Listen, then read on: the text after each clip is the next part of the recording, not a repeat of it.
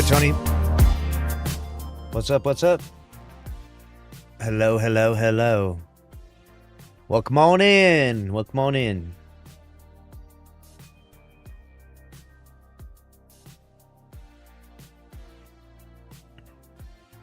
We're just getting cooked up. We're just getting started here. We got a lot of news to cover. It's a big day. Reset just happened. Iron Banner's out. That's what I'm talking about. What's good, Mike? What's good? What's good? Was there an update / patch today? There was a small one. It didn't really do a whole lot, but it was a small one. So make sure you get that update going. There it is. Update happening and update's done. Just like that. What's good, Drews? How you doing? It's good to do Legend of Furore. Yeah, no patch notes because it wasn't anything big like that. It was just like an error in the Eververse store. Something tiny.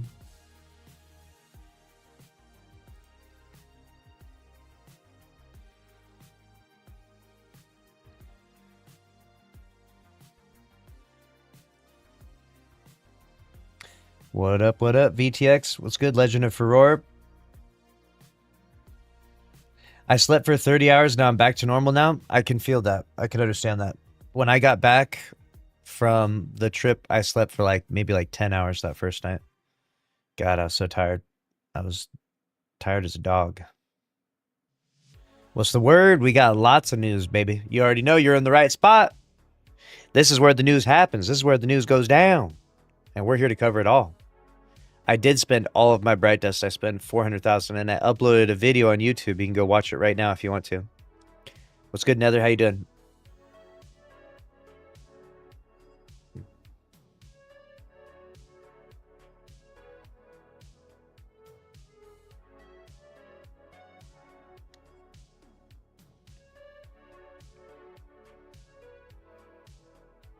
Tired? Well, happy to have you here. We're going to have some spicy news to cover as usual. So appreciate you watching, hanging out. Let's get locked in. Let's get to it. Starting off with our first news story of the day. We have Datto is leaving Destiny. Yes, you heard me right. Sad day today. Let's cover this.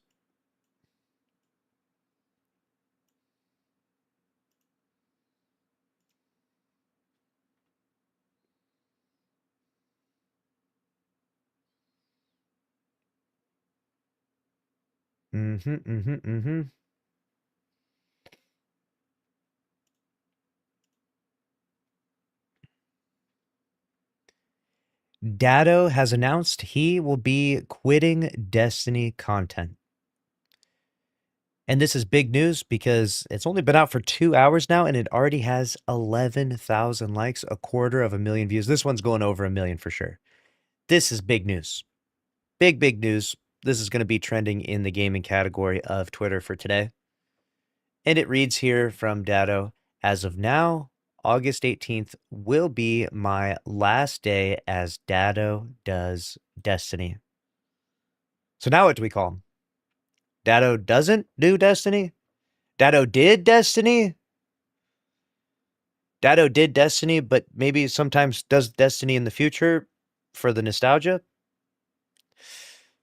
Doesn't quite roll off the tongue quite as nice.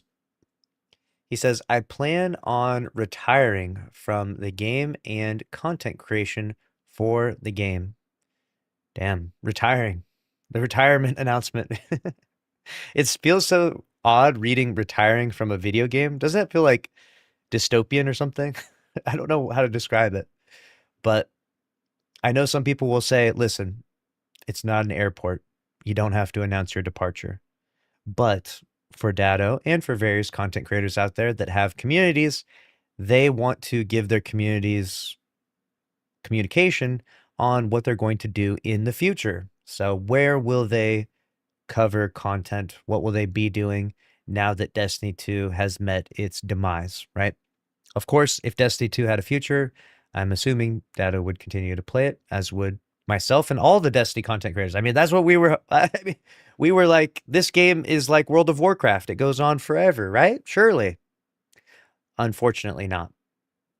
Unfortunately, Bungie cooked this one, And now, because Destiny 2 is never receiving any more live updates, so too do the content creators need to move on because interest in the game will, of course, dwindle. It's very natural progression for a game's lifespan, especially when it doesn't have anything new to it. We can see this as evidenced from the Destiny 2 Steam charts here. You've got the June update here, which hit an absolutely incredible, earth-shattering 167,000 players. We were dominating. We had an incredible day.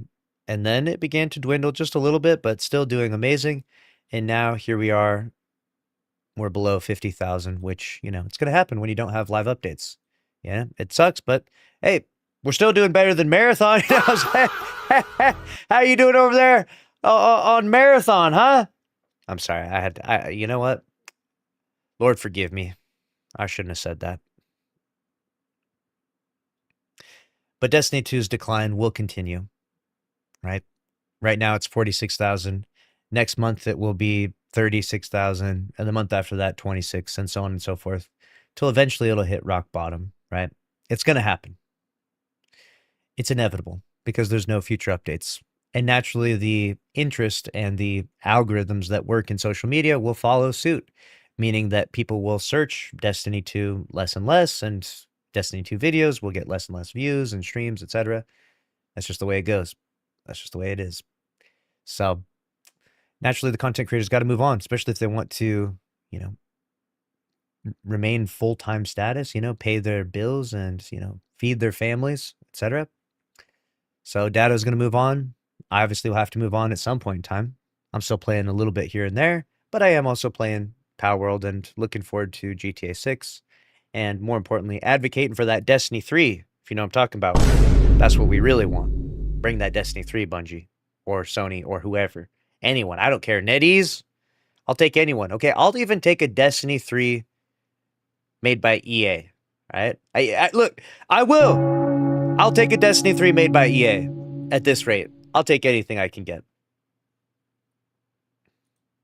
What will Datto do post Destiny Mortem? Looks like he's going to be playing Deadlock, which is an awesome game, by the way. This game has a ton of early potential. It might blow up and be the next big thing. Maybe not as big as Fortnite, but, it's probably going to have its own sizable audience. So interesting to see Datto go play that, especially because it's a PvP game. So kind of switching gears quite a bit here, especially in the later stages of, the career. Usually you see people go from like PvP sweat lords and then later on transition into PvE players. Talking about myself here, right? And countless others. But Datto's reverse, he's pulling off the Benjamin Button. As he gets older, he is getting sweatier, apparently. So he's going to sweat it out over there on Deadlock. That's going to be his new home going into the future, along with Variety. And he'll have more to say when he gets closer to the 18th. So there's about 2-3 weeks left of Datto playing Destiny before Datto doesn't do Destiny no more.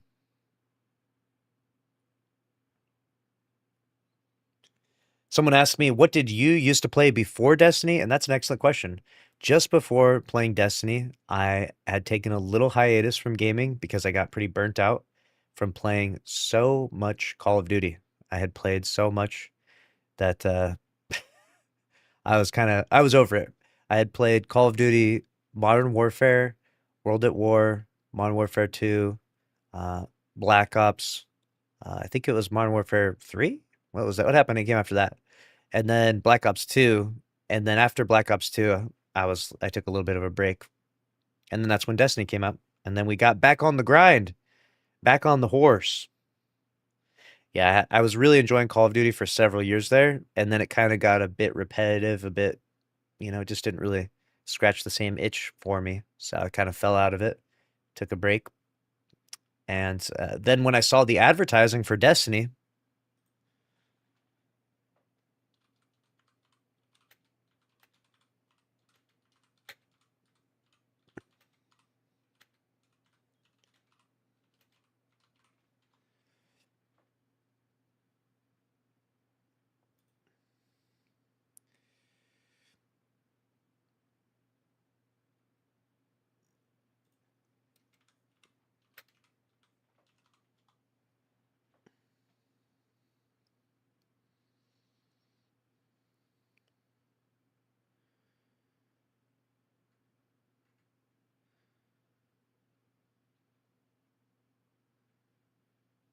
Where's this thing at?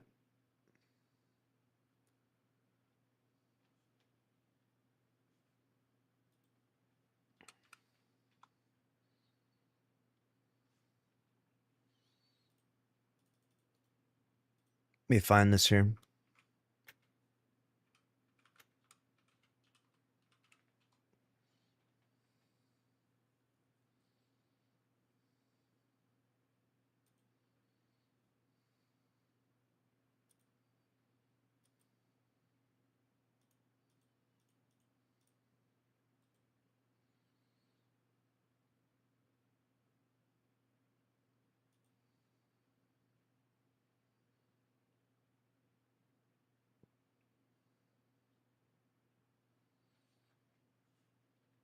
Where did this?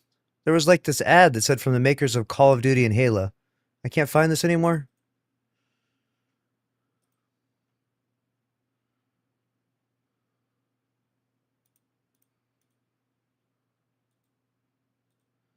Whack as hell, dude. I can't find shit anymore, dude, on the internet. Fucking internet is too much random misinformation and BS on here, but there was this big ad that said from the makers of Call of Duty and Halo.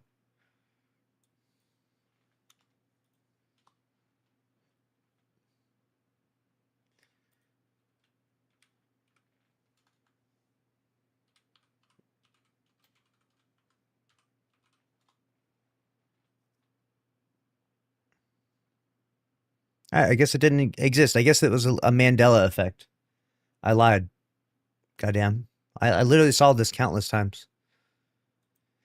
Because it was Bungie and Activision, they said this big ad from the makers of Call of Duty and Halo bring you Destiny, right? And so I saw that. It was in a video. It was in a video. I know it was in a video. I'm telling you. It was one of these videos.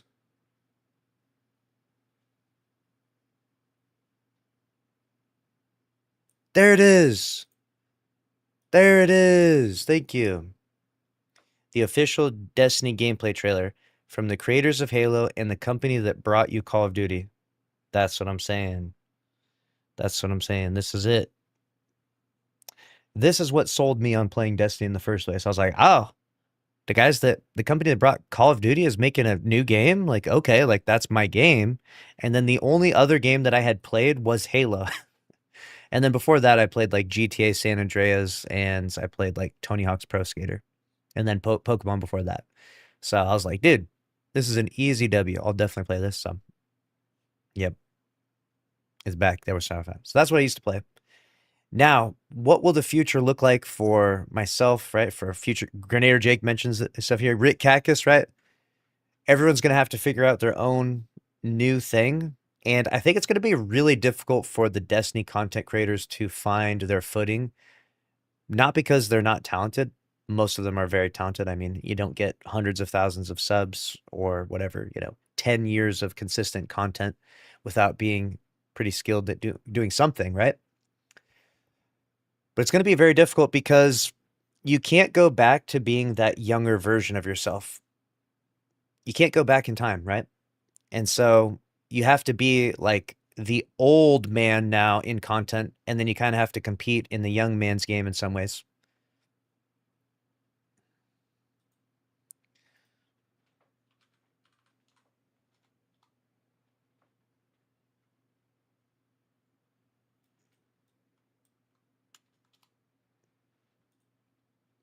You can see Datto's channel here. Dude, look at these views. My God. He got 6.2 million views on how to get Touch of Malice. That's absurd, dude. 5 million views, 3.8 million views, 3.5 million views, 3.2, 3 million, 3 million. Jesus Christ, dude. This channel has absurd viewership, And you go look at his new channel, right? You go to most popular, it's like 400,000, 200,000. Pretty good start. But, it's going to be really hard to have that same presence, You can't go back to being that younger version of yourself. And so that's the toughest part about it. That's the toughest part about it. I can't go back to being in my 20s and when I grind content like crazy. So transitioning out of Destiny is going to be tough, dude. Someone said you are old. Hey, what the? What are you saying in the chat? What do you mean by that? Huh?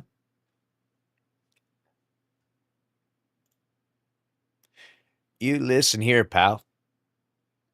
I'm not that old just yet. I still got one more in me. I'm gonna stick around long enough to play GTA 6, brother.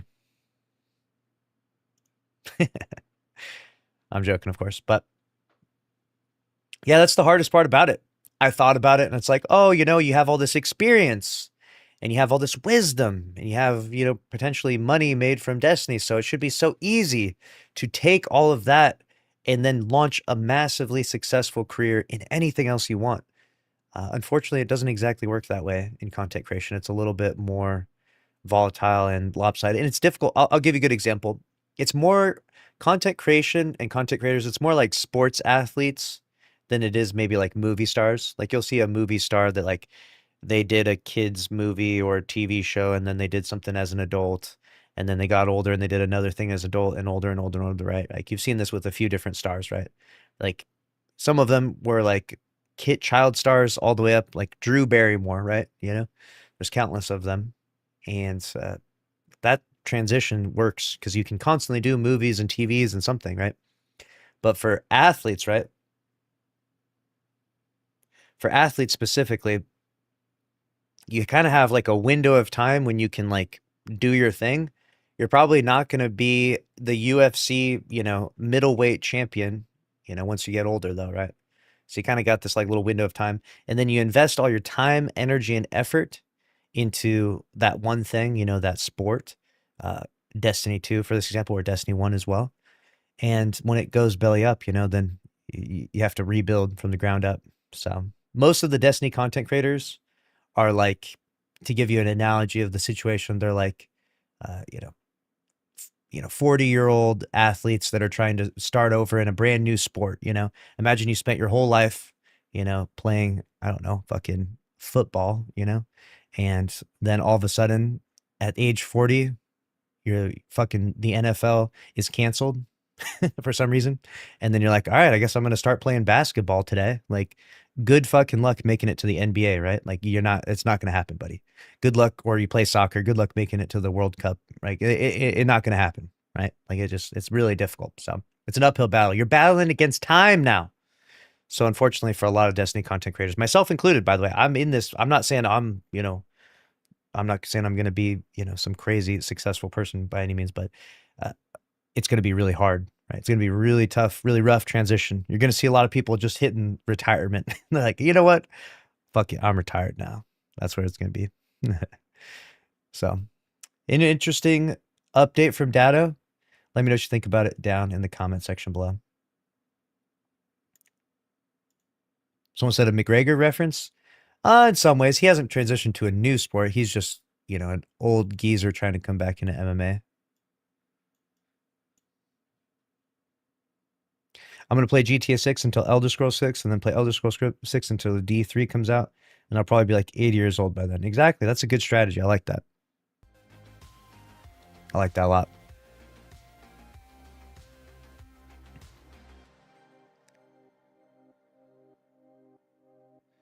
Let's see what we got here.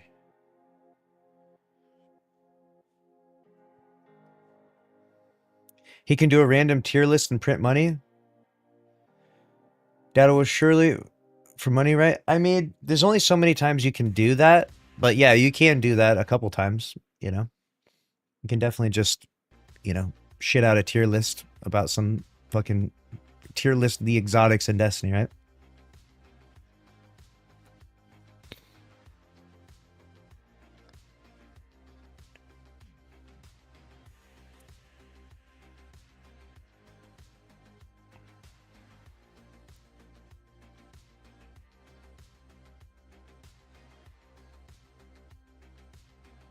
One second.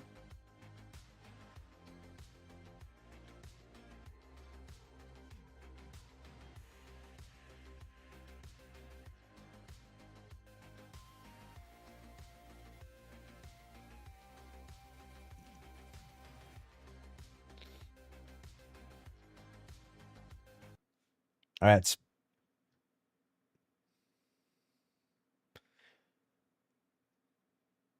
Do you remember the Fireside Chat or something like that with MTash? It was a decent podcast, or it was Kenny.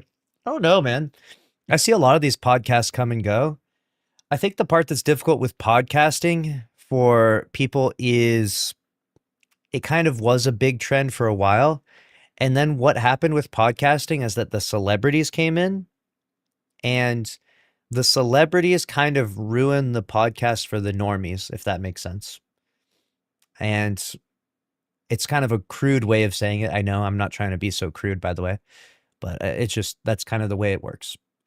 In the same way that, like, if me and Ant and Jay Lockley and Joe Murray and Miata Guy, like, if we all try to create our own movie, like, let's say we try to create some fucking Avengers movie right now, like, people aren't going to care as much as seeing, the movie stars make it, right?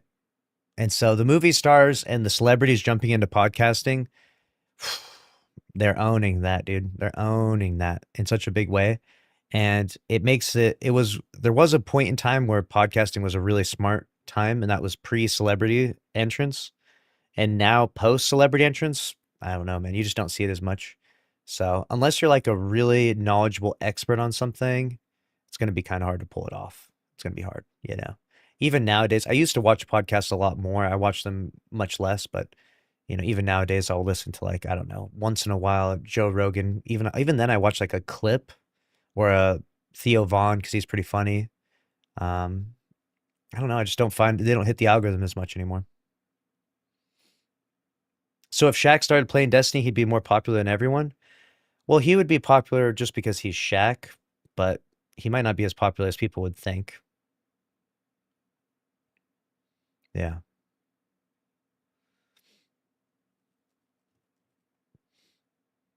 Yeah, there are so many options in content creation nowadays. The question is there time for it? Lucrative, not high miss it. I think the real key for most of the Destiny content creators moving forward is, will you love the new thing as much as you loved Destiny?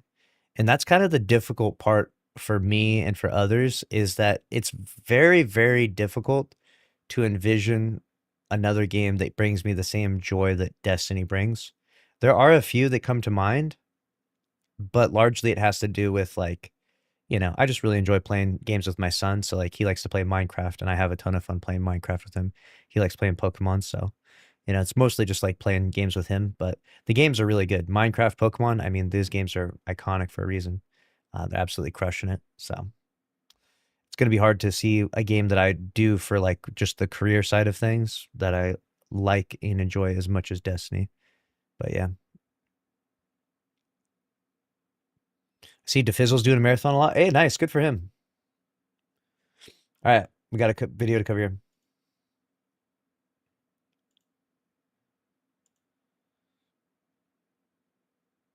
I think I found my home today.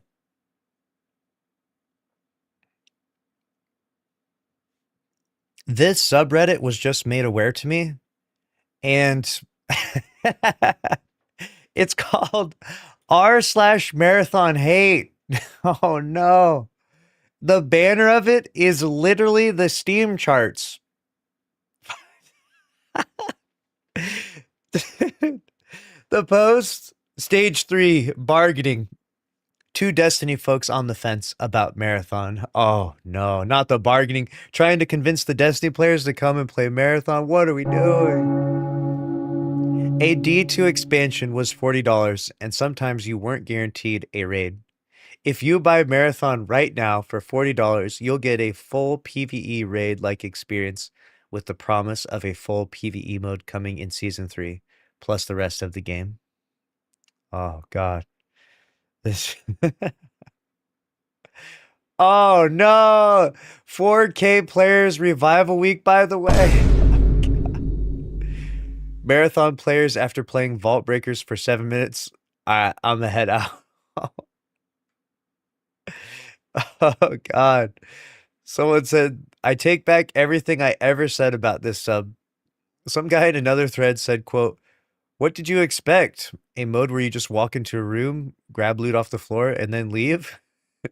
Based on some people's complaints with the difficulty, I think the answer to that guy's question is yes.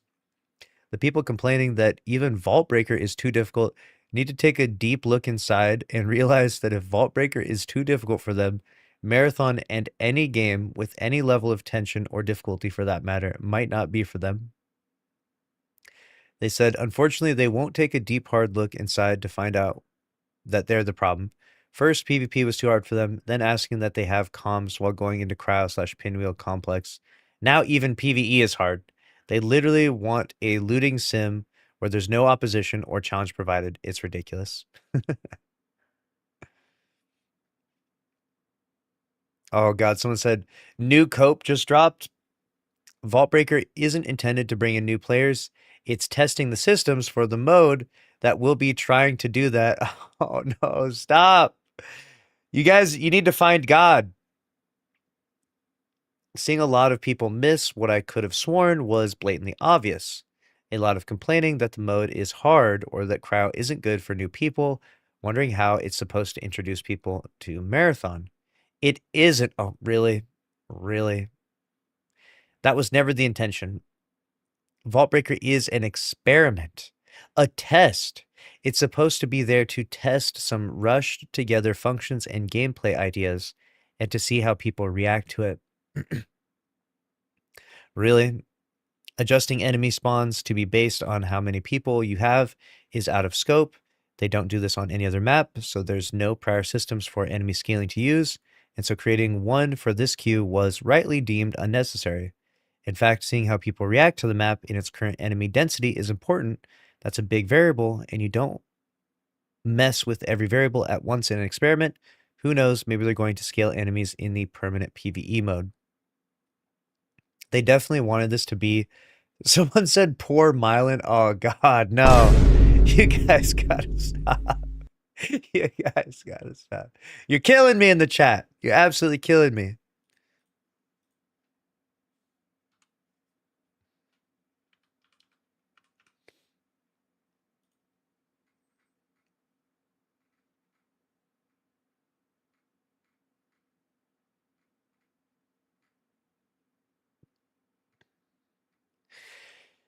Marathon was absolutely supposed to be successful with its PvE mode because Bungie spent copious amounts of money promoting this thing on Twitter and across social media.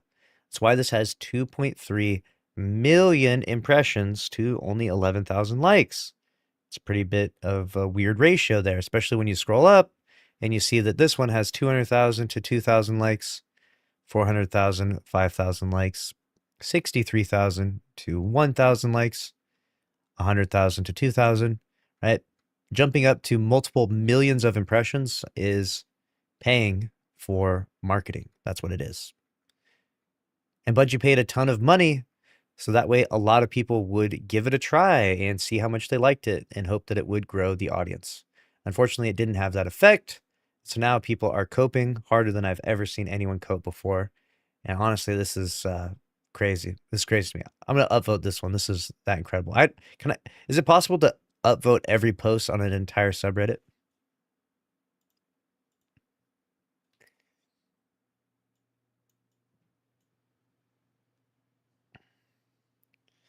I can't feel bad for him. I missed the D2 content, but he made his choice. Yeah.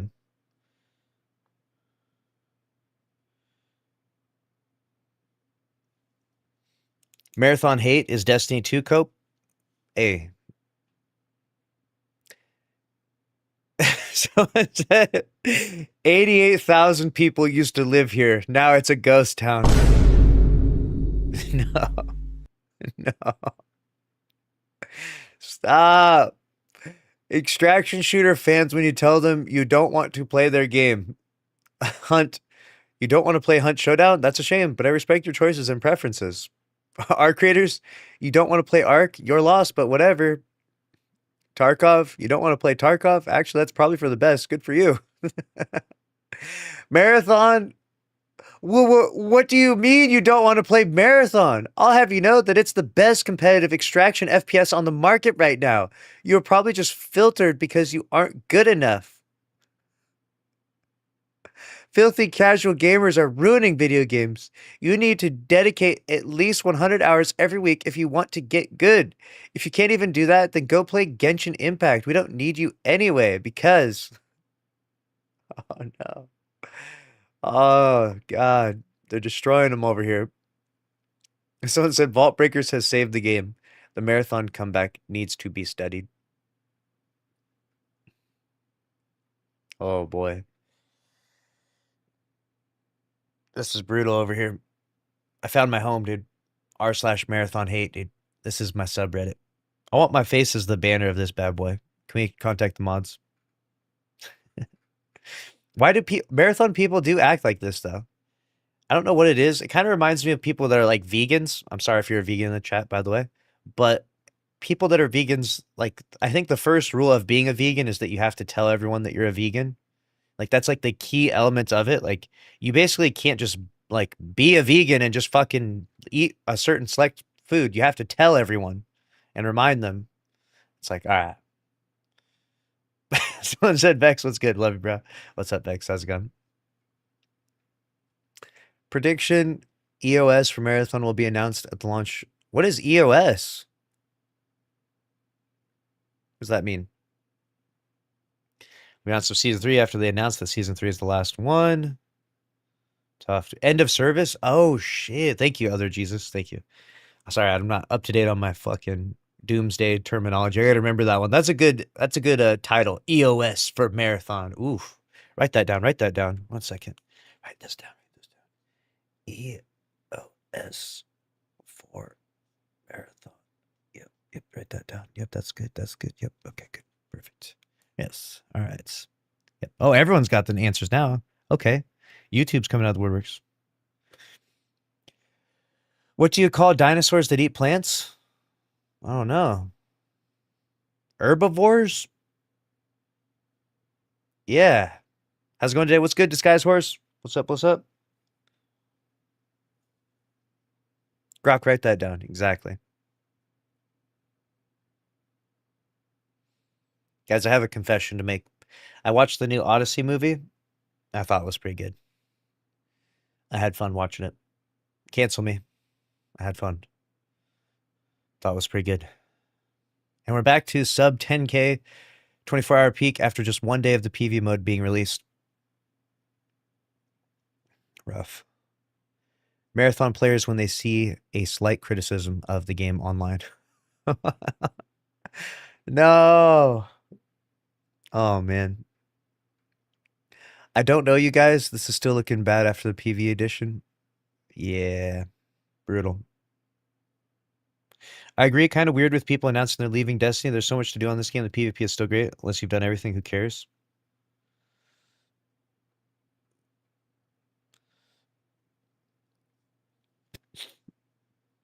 Proof that Marathon is totally still alive and definitely not dead yet. What are we even what are we even doing anymore? We've lost the plot over here, dude. We're just making up random shit, dude.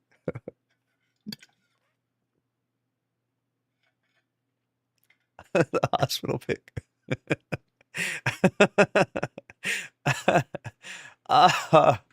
Oh god. This shit's hilarious. And we're back to under 6K peaks while Vault Breaker is still out. Absolutely cooked. Bungie looking at the player count. No. Oh, God. This is my home, dude. These are my people. I found them. I get why this place exists now. I tried to give genuine feedback on Vault Breaker. I was honest in that post, and I'll be honest now. I do genuinely like a lot about Marathon, but it is doomed, as it is, if they choose to pivot to a hardcore PvE experience. It's also doomed. And yet the responses I met with, they're so set on circle jerking themselves to death opposed to any and all feedback. It doesn't matter that PvP experience before Vaultbreaker was clearly not enough. It doesn't matter that the closest comparison Vaultbreaker has, GTFO, peaked at 18K, Improving hardcore PvE isn't enough to sustain Bungie either. Yeah, whatever. I guess I like the game, but it deserves to die.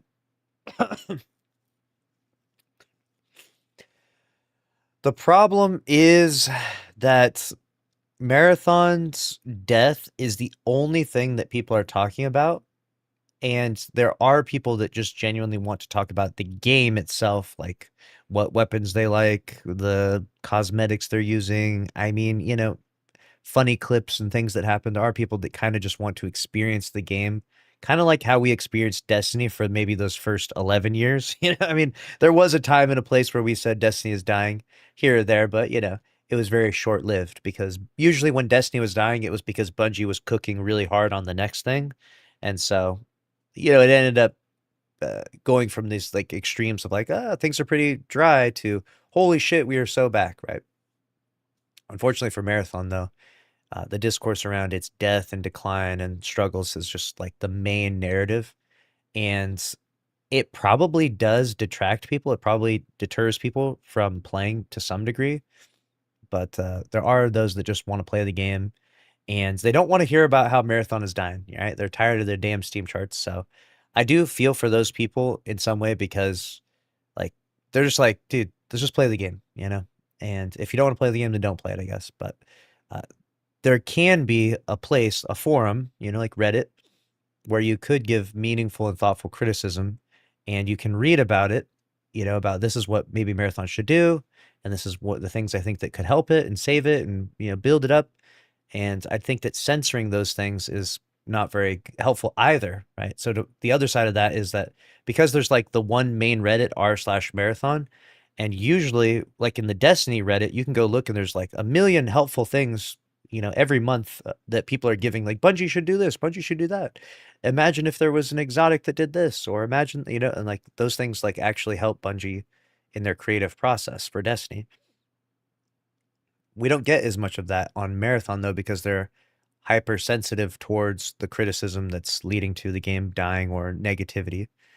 And so it's creating an interesting dilemma for them.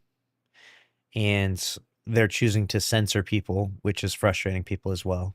And then they're taking their frustrations from being censored on r/marathon and they're just fucking ass blasting it on Twitter as much as possible. Steam charts, Steam charts, Steam charts, everywhere charts, every day the charts, every hour the charts, charts on top of charts, chartception, dude. And so it's turning the r/marathon subreddit chart phobic, basically. They do not want to see any charts over there. They don't even like the name chart. To them, the word to the r/marathon group, the Steam charts is basically a slur. They don't want to hear it. They don't want to see it. They want nothing to do with the damn charts. Fuck your charts over there on r/marathon. You get banned. You want a speed run getting banned on a subreddit? Just script. We could do a video of this speed running getting banned on the subreddit. Screenshot the Steam charts, post it, and then watch how long it takes till you're gone. You'll be gone in record time. Funny how that's exactly how the Destiny players felt whenever they jumped on any bad news. It blew up a major issue, which never helped. For Destiny players, there was similar issues, yes, but we never had the r/Destiny 2 or the Destiny the game subreddit kind of censoring that criticism, if that makes sense. The r/Destiny the game is pretty goated when it comes to like commentary on Destiny. You can write out a lengthy fucking 12-page thesis and it's awesome. Like you can shit talk Bungie, Pete Parsons. They don't give a shit. They'll keep it up. Fuck it. They'll probably you'll get that shit pinned if you roast Pete Parsons hard enough. So they're awesome over there. And I think that the reason why it works out better for Destiny than it does for Marathon is because we have two separate subreddits. We have r/Destiny 2, which is like clips and pictures and funny things and memes and stuff. There is even r/Destiny memes as well, but memes sometimes go on r/Destiny 2. And then you also have r/Destiny the game, which is strictly text. It's just like writing stuff out. And in that you can offer, criticisms and stuff. So you can kind of, filter out one to the other and remove posts and put them on the other. So that way has a sort of congruent theme to each subreddit. So I've always really enjoyed the Reddit subpages for Destiny in terms of like what's trending. It's always had good stuff, but for Marathon, it's a problem with the censorship. It's a sign that the game is dying. It's a sign that the game is dying. It's also just frustrating to all the members of r/marathon hate. Thank you. I wanted to take a second to share my personal story with the sub and how I found this community to be truly more inviting and kind than any of the other marathon related community. How longtime friends got me in marathon during Server Slam week. I had fun with friends and had about 5 friends all getting the game. We played for a couple weeks and it was fun, but I had a ton of issues with my Wi-Fi router, Bluetooth headset, and servers in general. I kept getting error codes like spinach and cabbage, so I eventually decided to make posts on Bungie's forums and the subs asking if anyone can fix this. My posts were immediately reviewed and banned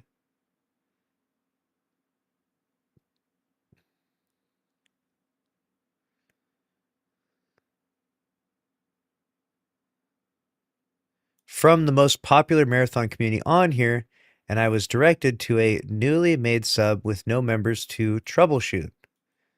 Well, I got help troubleshooting here.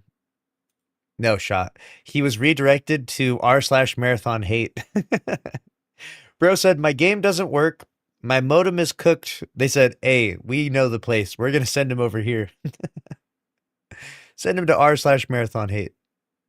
They fixed his problems. I decided to make the same post just talking about bugs and issues and if anyone had experienced this. It was very, very early on in this sub's lifetime, and I believe even the owner was offering me tech support. Truly kind-hearted. The r/marathon hate being more wholesome than r/marathon is actually the fucking plot twist of the century. Anyways, that was almost 2 months or longer ago. Since then, all my friends have quit the game, and Tarkov and Ark. Marathon quite literally killed their spirits for any and all extraction shooters. It's been really sad. Oh, God. This is so sad, dude. What the hell? Good Lord. I wanted to say thanks to this community for being here for me during such a bizarre period for me. Gaming is my relaxation, and lately it's been anything but that. But this community makes me feel a little less insane sometimes, so thanks. Dude, they helped him troubleshoot. Now he's one of us, the r/marathon hate loyalists.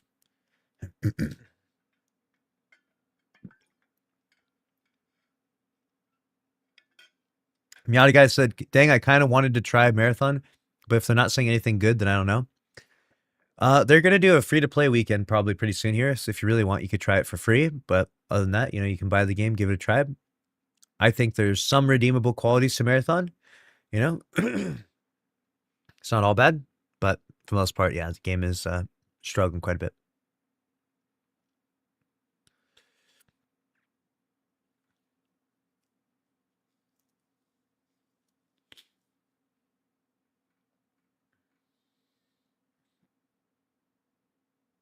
The players will rush back next week 100%.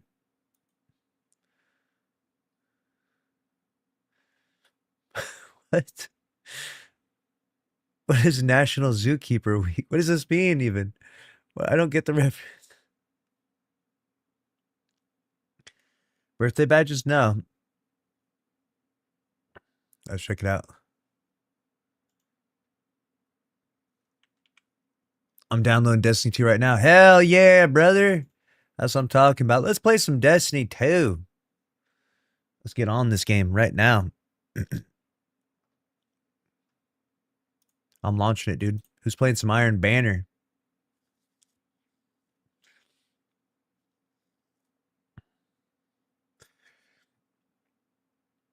In December, yeah.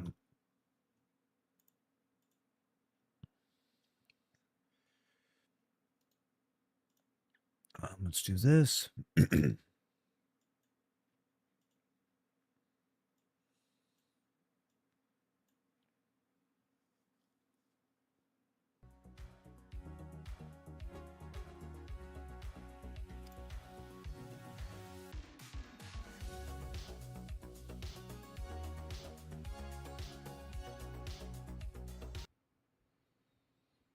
This is solo flawless every dungeon in Destiny 2, all 11, starting with a Shattered Throne.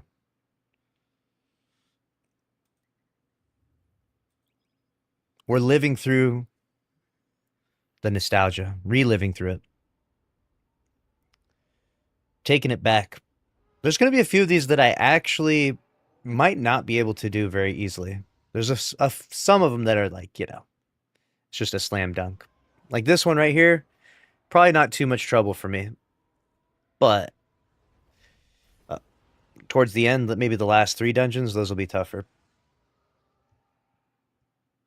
Thankfully, there's some busted builds right now. Make it a little bit easier to manage.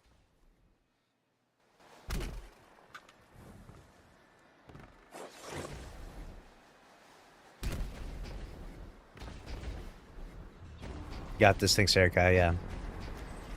Surely we clear this in one try.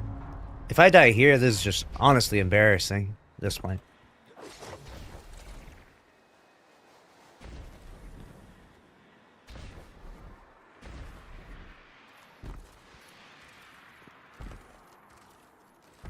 I always like this dungeon. They did at least do an update as well. Now that I'm thinking about it, they did an update where they made it so that the enemies are a little bit more powerful. Because there was a period in time where it was actually like free. Let's do this. Let's do this. That is not what I wanted to do. I'm about to die right here. Oh my god. Oh my god. Okay, wait, we're starting this off on a very bad note. No. Oh. My bad. So yeah, so the thing was I was playing the wrong thing there. My bad. I went to mute the other. I tried to put the B-roll in and I went to mute it. So that was awkward. So, my bad. But anyways, we're gonna go play Iron Banner.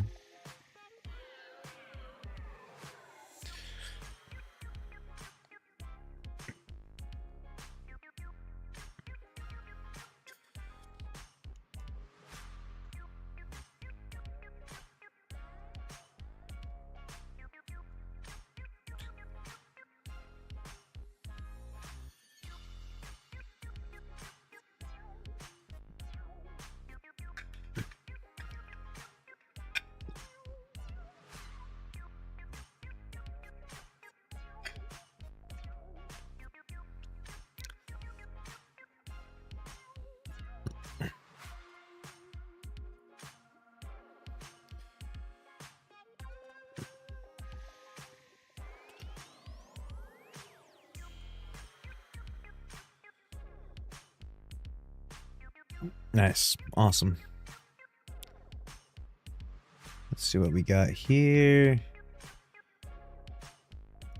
This is my loadout. My iron panoply.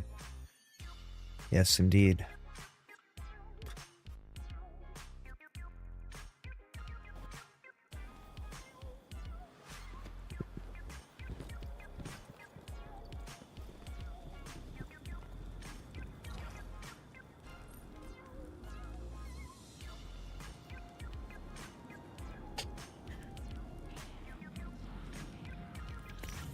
Alright, we're going into the Iron Banner.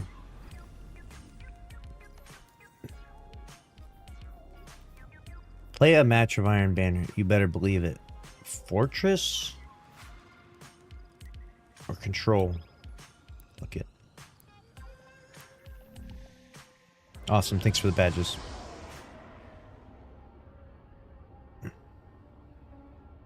Does anyone know what the update today was about? It was just some Eververse stuff. The pricing was mislabeled, I think. Nothing crazy. It was Destiny 3. It's in the game now. New expansion. They dropped the Shattered Cycle coming out. Can you imagine?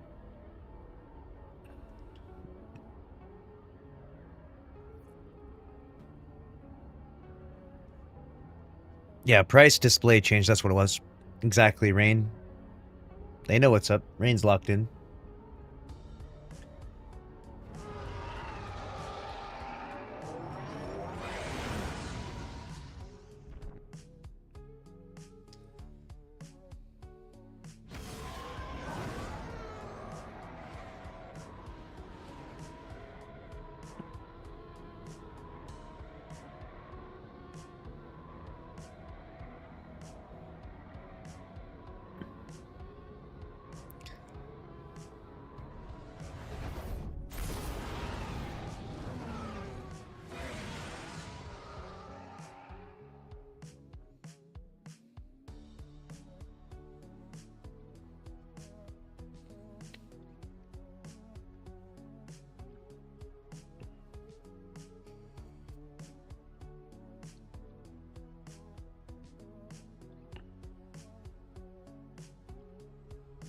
It's all about the money.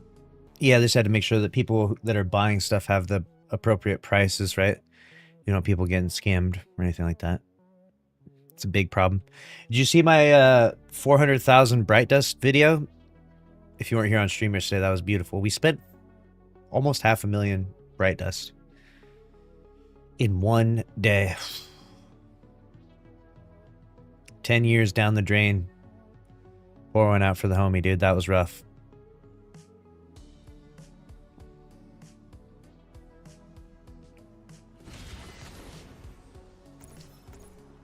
Oh. I didn't know I could pull up this menu.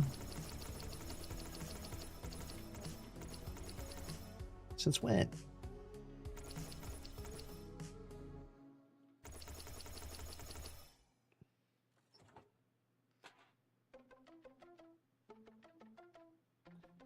Ah, we're in the Iron Banner.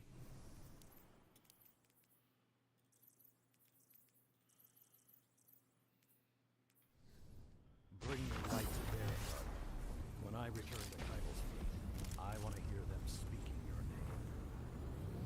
name. I don't even have a PvP build anymore. Here's your PvP build for me, okay? Equip Vex Mythoclast. Done.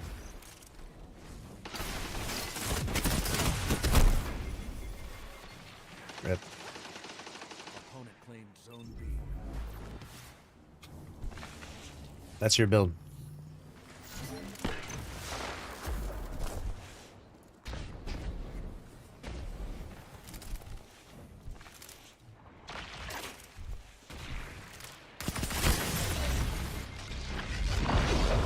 Oh shit, I forgot I have this goofy thing on.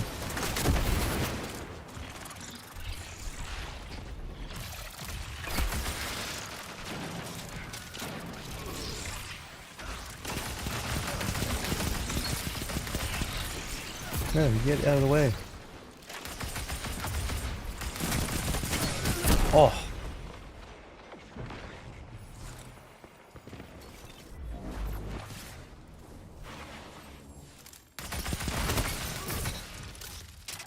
Zone A captured. 2 zones are yours. Zone C lost. Opponent claimed Zone C.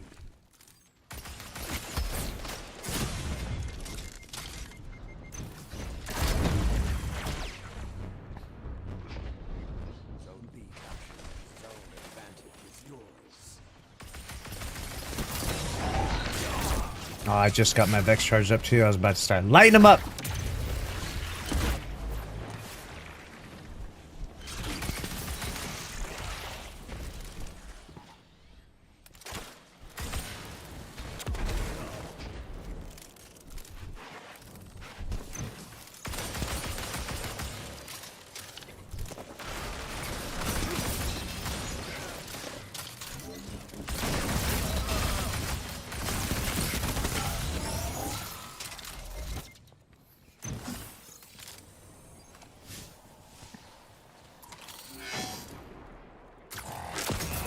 Oh, dear God. Those guys are sizzling down there.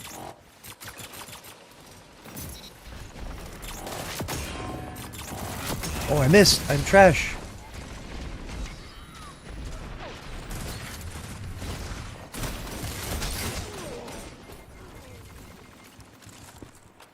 Rip. The lead is yours.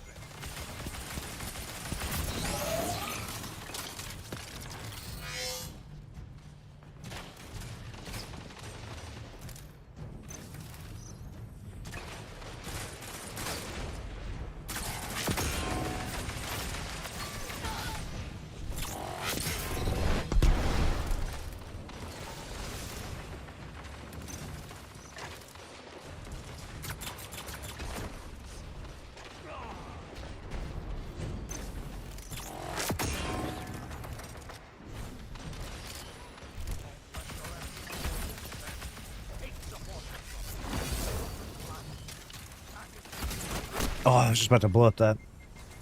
Do you have Peregrine Greaves on you? Matt Smarts? I have on Dune Marchers.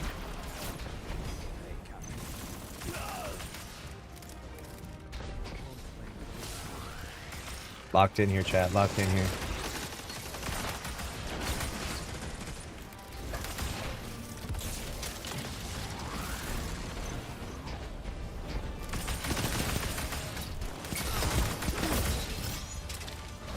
Huge. Get that guy. Got one charge up. Let's get the second charge here.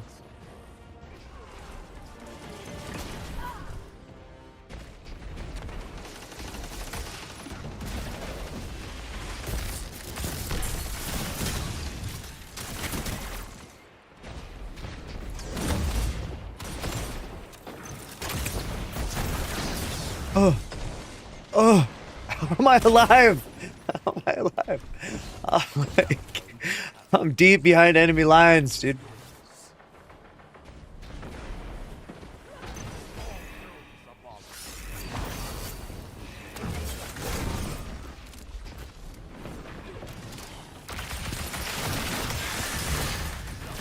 No.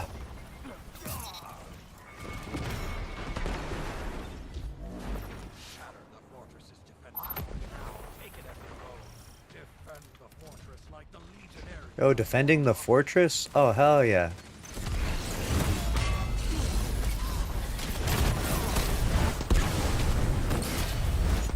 Dude. There's nothing better than throwing fucking hammers, dude. I will forever love throwing these fucking hammers. Oh, God! There's something about throwing the fucking hammers, dude. No other game does that, I swear. Titan hammers.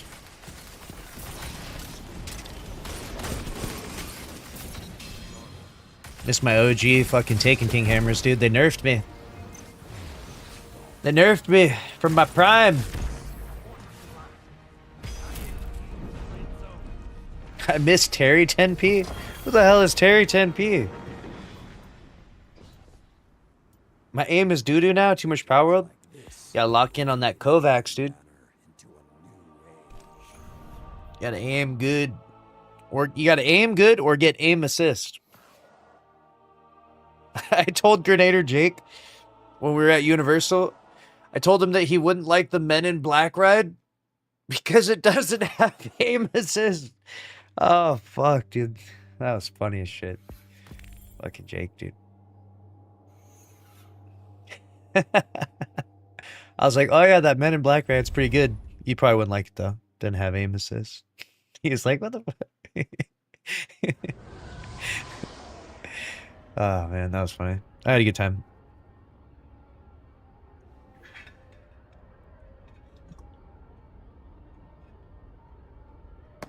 Alright. Dude, I love this Vex. I love getting the charged up shots. I'm on my Vex, and I'm on a Solar Titan, right? So I feel like I'm very Solar-esque. I got a lot of fire. You know what I'm saying? Big fire energy. That's what I like. Hollow Fire Heart revived my love for Titan. Yeah. Rocking that Hollow Fire?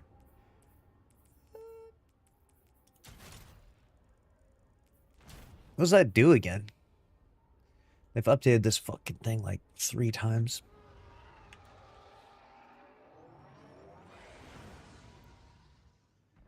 This thing now does fucking, it's got like 14 paragraphs of text describing what it does, dude. Your super is charged, ability final blows cure you, yeah.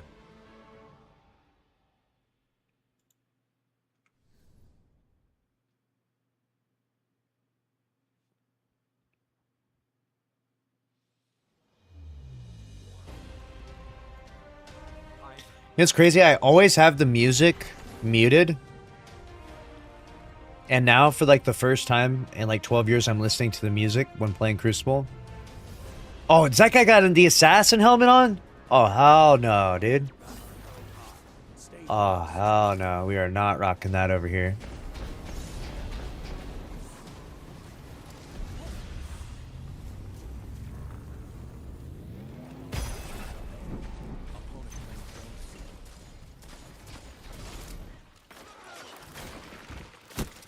Oh, what? Dude, that Jade Rabbit just deleted me. Jade Rabbit on this map is definitely the meta.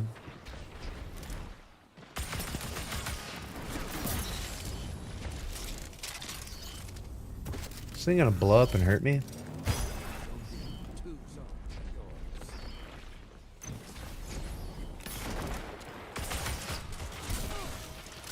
Dude, you got dropped. Oh.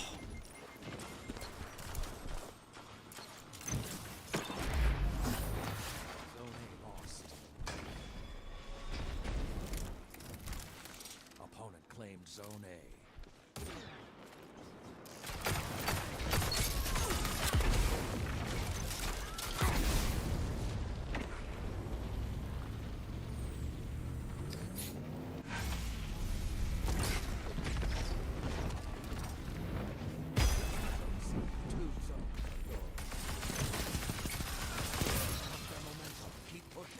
Huge. Opponent claimed Zone B.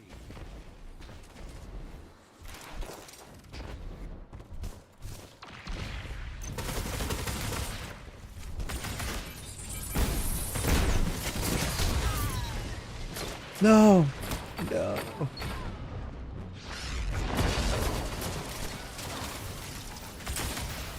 Oh, that was a good snipe. That guy's an Invisman? Yeah, probably. You know, I never understand. I don't understand why they made a lot of the characters in Marathon just look so ugly. Like, what's that all about? Like, the characters in Destiny, when you go to the character creation menu, like, notice how you can't, like, make your characters really look all that ugly? Like, you can make them look kind of weird, funky, but, like, they still look relatively, like, fucking... I don't know. They made them... Yeah, it's Iron Banner this week. Like, what's with the fucking making them ugly? What's that all about? Like, your Destiny characters, they do look very generic, you know? They look like fucking John Destiny.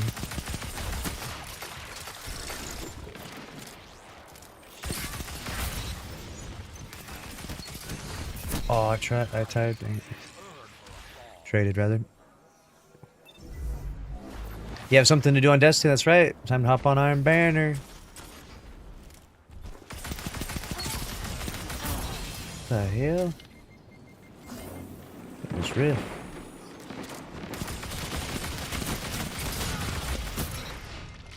Alright, we got 2 charges. We need to get my 3rd charge up. Now take it as your own. What? Don't let your enemies hold this advantage. Take the fortress from them.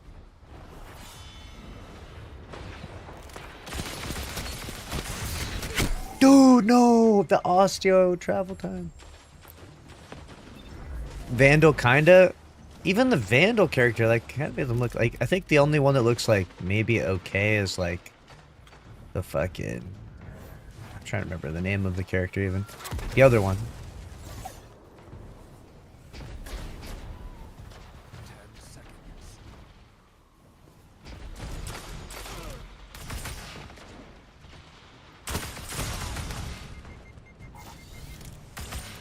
Fortress crumbles. Push out into the fight for the I'm just trying to think of another game, like, maybe I'm wrong, because I would like to be wrong and educate myself. But I'm just trying to think of another game where they made the characters, like, hella ugly, and people were like, fuck yeah, dude. You see this fucking... You see this? That's my character right there. I got 2 teeth in my mouth. I want to know. I just want to know, is there any game like that, really?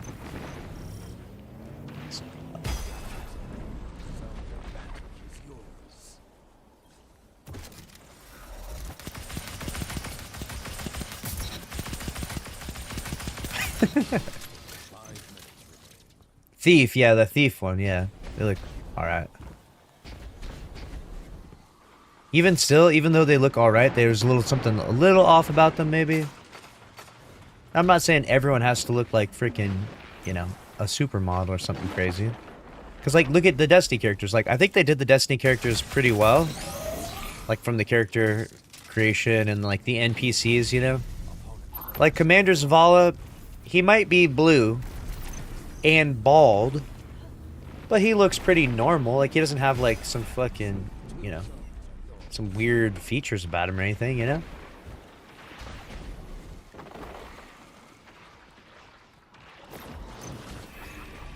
Triage is horrific.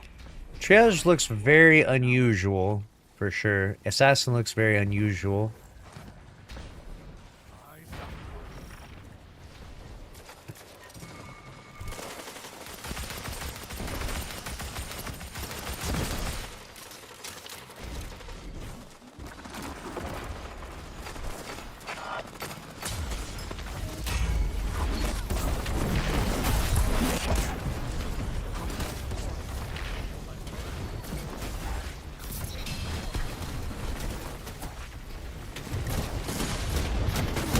Dude, missed those hammers. Bro's doing DPS and Iron Banner, yeah. Oh! They took our zone!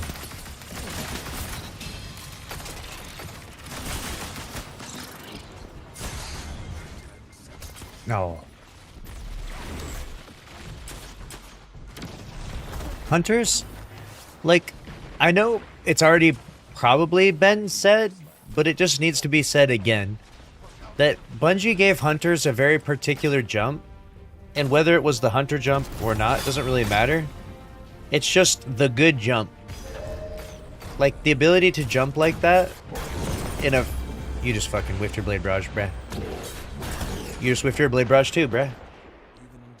Unblade Barrageable. The jump that you can, like, jump like that, where it's, like, it's an instant one click and you, like, you instantly go upwards. That jump is just super OP. That is an OP jump. And if that's the Titan jump, the Warlock jump, doesn't matter. The fourth subclass, the Pilgrim jump. That's the reason why there's so many damn Hunters in the game, by the way. Like, that's the reason why, because that jump is goated. That jump made Hunters the #1 most popular subclass. And there was no way of ever balancing it. There was no abilities that you could give to Warlocks or Titans or anything that could ever fucking balance the scales. They just cooked us. They cooked us. That's why it's so skewed. It's literally the population of Destiny players is like 50% Hunters, 25 Titan, 25 Warlock. That's how bad it is.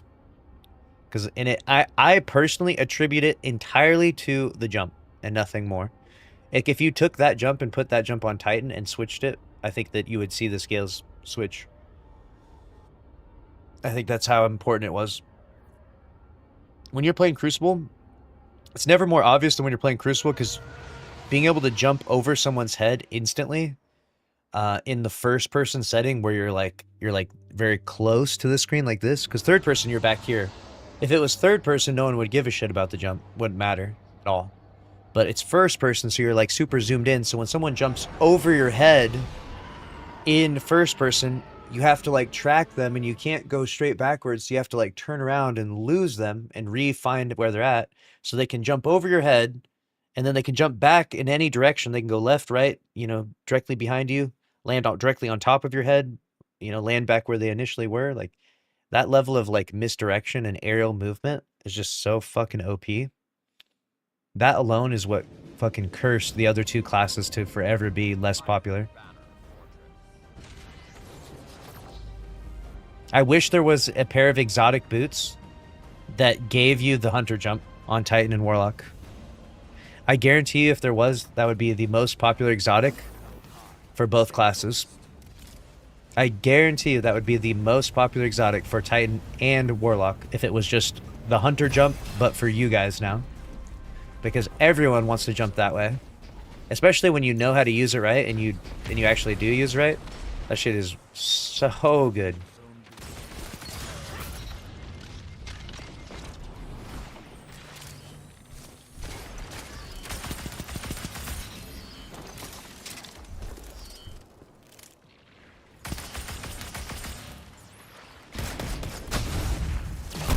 No, Shaw. Get that guy. Get that guy. Thank you. Rip Bones of EAO, yeah. That'd be awesome. It's actually just the cloak that people want? No. You're full of it. Absolutely full of it. Making stuff up, Drews. Classic Drews.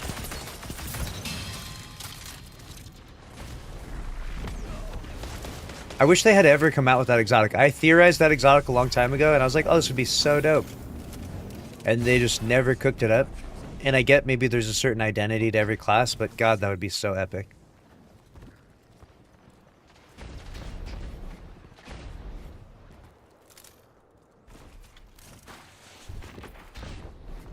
Like, I have the most unpopular opinions now that I've gotten to play everything. I think what should happen, if you're going to give one class that jump, people are going to hate. This is going to be my most hated opinion ever. Don't clip this. I think what should happen if you're going to have a jump that powerful, like the Hunter jump, it should have a cooldown. You should not be able to just infinitely spam jumps like that. That jump is too good. All they do to balance the scales is they give the Titans and the Warlocks like better abilities, which is fine. I mean, that does balance things in a certain way, but it makes us sort of long-range warriors, you know? And when it comes to the close-range encounters, the Hunters dominate big time. Jump over your head, way better. Drews was a lot taller than I imagined. He was actually pretty tall.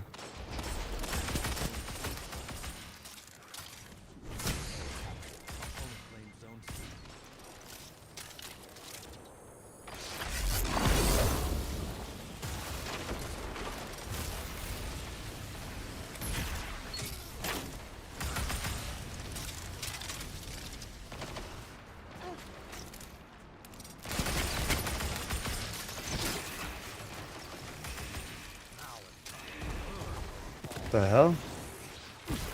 Oh shit, the ball's dropping.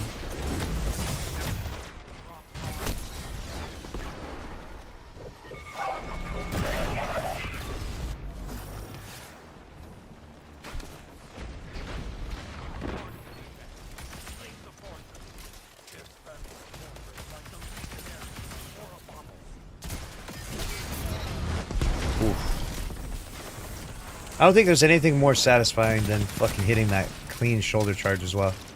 There's a bunch of really satisfying things that happen from these Destiny abilities that I both love and hate at the same time.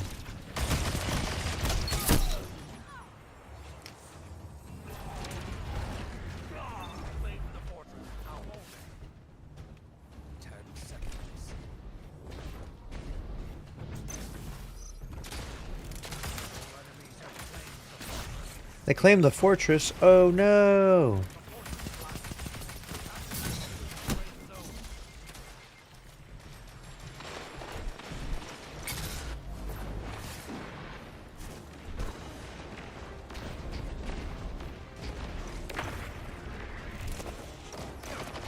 I like how we're playing the game mode Fortress on the map Fortress.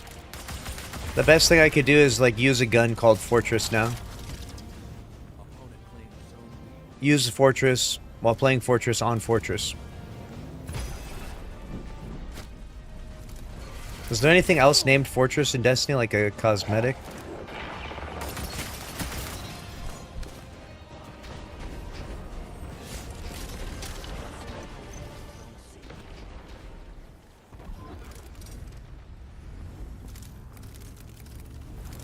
How you doing, Drews? Did you enjoy it? Did you make it back to Canada safely?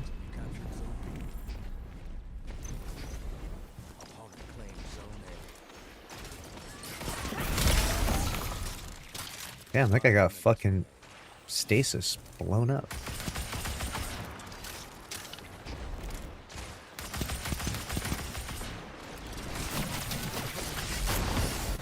What the hell?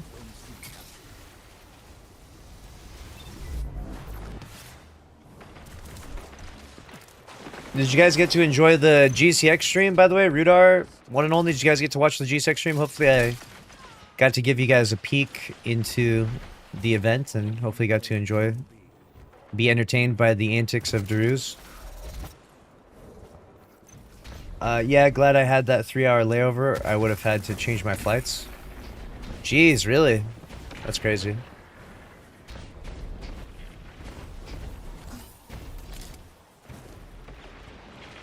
I saw a bunch of that. Great. Glad to hear it.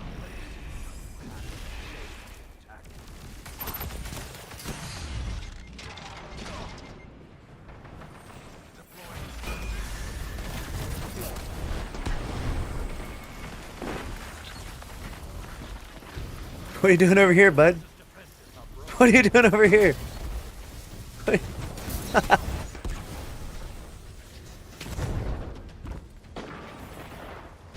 Capture this motherfucking fortress, dog.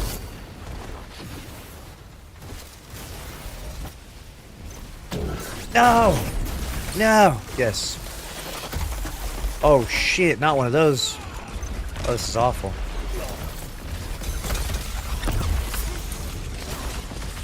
Oh god, they killed everyone.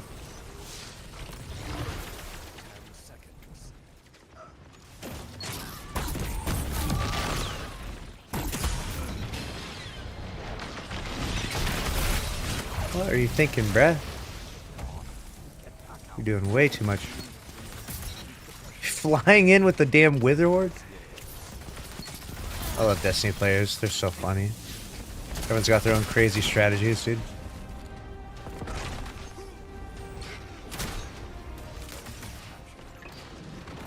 Really? Wither Horde? Really? Bruh, I died to that. That's crazy. It was a good Dread Corpse has gone. Y'all didn't say hi to Snazzy? I don't know, man. We were just walking around, said hi to basically everyone. Some people, the content creators, have like long lines of people talking to them, so I'm not gonna like cut the line, you know. But definitely cool, had a good time.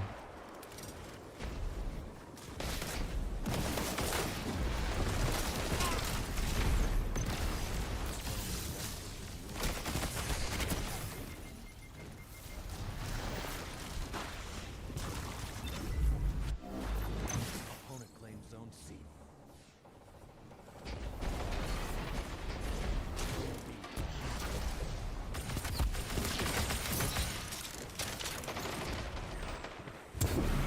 Oh shit. I was reading the chat and there's a guy in front of me.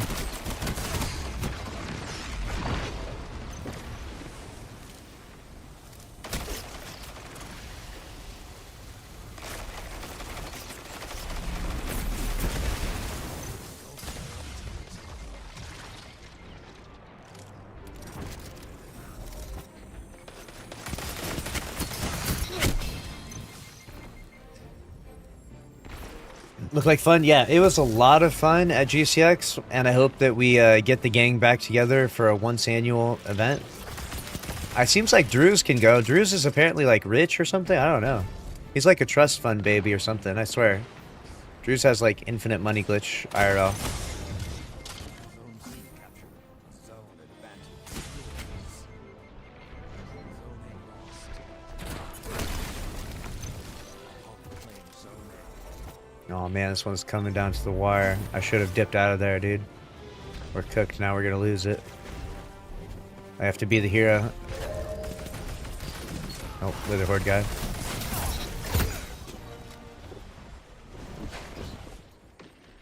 Yeah, so I imagine next year we'll get at least Daru's going, which is good. When you're ready. Probably Crimson, he seems to really like it. Dwayne is a maybe. I don't know what's gonna happen with Dwayne. I feel like he had a really good time, but I don't know. We'll see. Hopefully we get more people there each year because it's a lot of fun. Fun hanging out with people. It's cool supporting the charity event. You know, it's a good time. Next year, they got the Epic Universe third day ticket, which I don't know if everyone is necessarily going to go to that because that's pretty expensive. But yeah.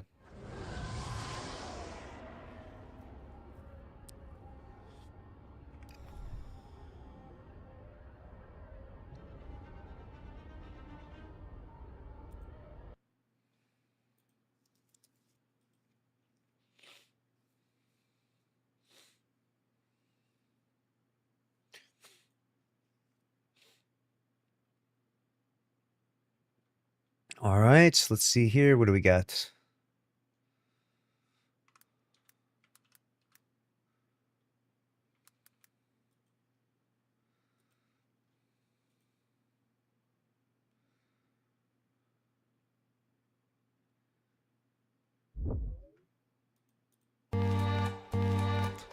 All right, you already know what time it is. Mr. Paul Tassi with his, let's see what filters he's got on today. Looks like he's got on like a Mars filter today. Looking very red today, Paul Tassi. Very red.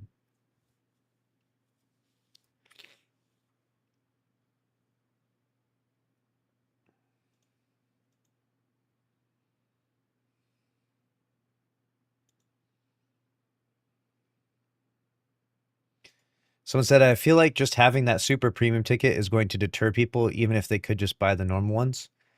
I do think that the $500 ticket is pushing things a little bit for GCX. I get it's just an option. And from their side of things, they're probably like I'll give you a good example of something else to use as like a tangent.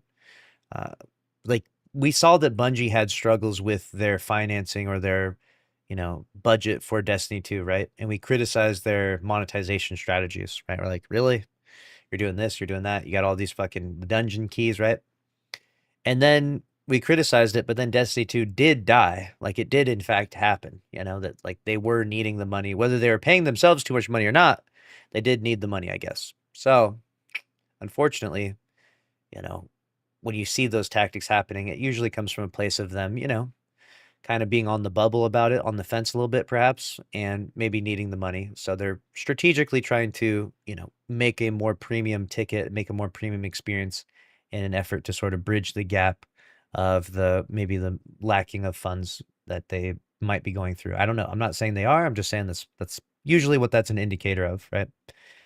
Which makes sense, with Destiny 2 going down, GCX, the event, is gonna, it's gonna take a little bit of a hit from that because even though they like to call themselves not a Destiny event, it's like the majority of the poll of people going there is because of the Destiny people, right? It started off as a Destiny event. They've pivoted to variety, and they've done a great job of it, the best they possibly could, I imagine. And I still really enjoy the event, but it's like it's clearly still a Destiny event, right? When you looked at the auditorium of people and everyone was chanting, every single person in the auditorium was chanting, "We want Destiny 3." That kind of tells you that it's a Destiny event more than anything, right? So, but Destiny players also like other things, right? Like they like playing Magic the Gathering, like Drew's does.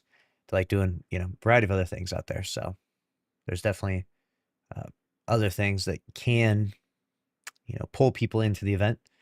And hopefully GCX does a good job of transitioning and getting that, getting the ball rolling because I want to see the event go on and on and on. I don't want to see GCX end by any means.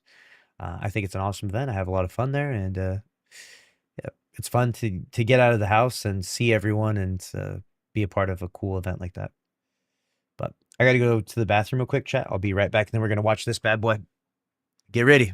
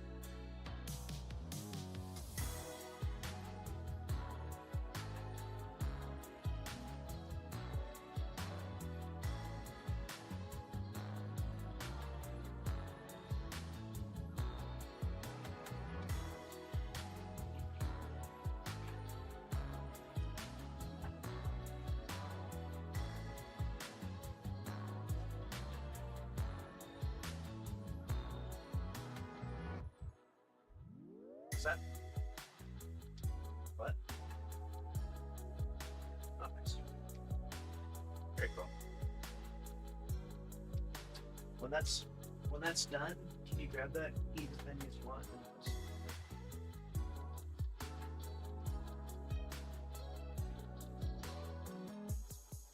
Start eating that. Here we go.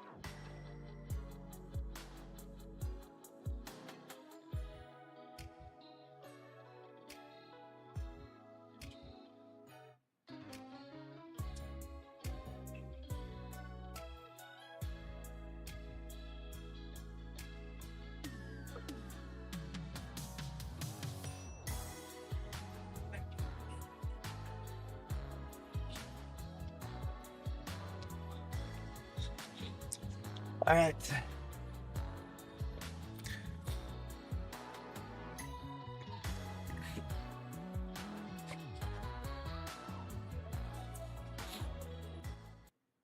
All righty, beautiful people of the internet. Welcome on in. It's time. Here we go. Here we go. Let me fix this camera here.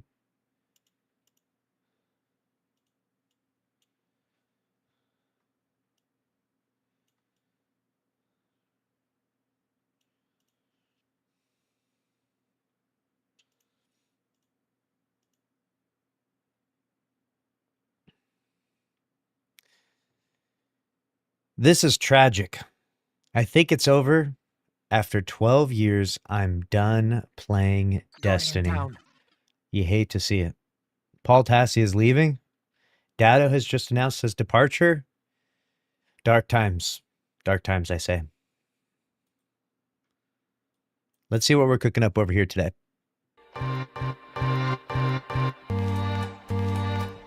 All right, I'm back with another Destiny video. One of the last ones for who knows how long. I just saw that Datto announced his retirement from Destiny content creation, and Datto does Destiny, and he is moving over to Deadlock full-time. I'm not announcing my retirement. If I was, that would be a pretty bad overlap, I guess. Getting overshadowed by a much more influential content creator. I was gonna make this video for a couple of days, and I've been like turning it over in my head, and I think I've gotten to the point where, as good as the game has been, as good as the state it was in at the end, and so many people rush back to play it, I think I'm done. I'm having trouble concocting a scenario in my head in which I go back and play the game now. I had like some... Now it turns into a once annual nostalgia trip. We go back, we play them both, play through all the campaigns, play through all the content in Destiny 1 and Destiny 2. A once annual nostalgia trip. That's about it for most of us. Internal goals of things to do in terms of like making cool builds, getting cosmetics, weirdly, I think the thing that sort of tipped me over the edge is when I got all of the shaders that you can do with like the knockout system of bright dusts or engrams, and like there's more. There are a couple hundred, I think, transmog pieces of armor that you can get, but it's just endless bright dust grinding, and it's like a bonus if you did want to keep playing the game just as you are, you can do that and get that over time. But if you're like grinding those out, like you're gonna have a bad time. So at a certain point, it just sort of fades, and I'm still sort of in denial because it's like this feels like one of the content lulls right now, where it's like, okay, like I'm drifting away from Destiny, I'm gonna play some other stuff, and then I'll This is so true. Like, this is probably the hardest part about leaving Destiny is that you don't necessarily want to leave unless something compels you so much more. And to be fair, I'm having a ton of fun playing Power World, as is Paul Tassia. He's mentioned playing it quite a bit. And I'm looking forward to GTA 6, but you kind of want this game or a game to just take you out of Destiny and kind of give you that same experience. And it's more difficult to leave Destiny when you're left in this like in between of like, okay, well, I'm gonna leave, but you're still just like wanting to play Destiny. You know, it's a very interesting dilemma, I think, in some ways. And there's plenty of other good games out there to play, don't get me wrong. But when you really like the first person shooter aspect of it and the looter shooter aspect of it, it's really hard to find something right now in the current gaming market that encapsulates that in the same way that Destiny does. So uh, this does leave a really good opportunity for people, though, for gaming companies especially, to swoop in, fill the void, launch the thing that is the Destiny filler. Right? Destiny has already been killed, but what is the thing that fills the void? come back when there's new content, and they'll be excited again, and there'll be it'll the cycle continues. No more cycle. It's never coming back. So you just sort of drift off from it, and there's nothing to prepare for. There's nothing to, you know, uh, achieve, I guess, in outside of your own mind. And if you've accomplished what you wanted to, with the end content presented, it's sort of like, hey, like for old time's sake, like let's hop onto trials or let's run this raid or dungeon or whatever. But it's just not something I have any desire to play anymore. And in a Yeah. way that's just so dispiriting because I know that's not going to change. All of the times where I'm just like, oh, Destiny's in a bad state. Oh, there's nothing to do. It was always like a constant where you knew you would eventually come back to it. And it's just not like that now. And I've, instead thrown myself into the hyper addiction of Pal World, which is just ridiculously grindy, but fun and whatever. But I think I've come to realize people are like asking me like what my new main game is going to be, and I don't think I can have one. I feel like at this stage in my life and gaming career, there isn't a replacement for Destiny. Like there isn't going to be. I've spent, was it 11, 12 years now with Destiny, like, way before my kids were born, like right when I first got married thereabouts. Um, and it's just hard to see myself being like, well, it's Warframe now, like a game that has already been around for a decade, that would require hundreds, if not thousands of hours of catch up for me to even become like a remotely interesting person potentially to listen to on that game. And hopping into all these existing spaces, things you haven't been with from the start, I certainly believe in playing for fun's sake because something's fun. But in terms of, my relationship to Destiny, my relationship to my audience, even my relationship to Bungie, it's going to be hard to replicate. And I don't think I can force something like that.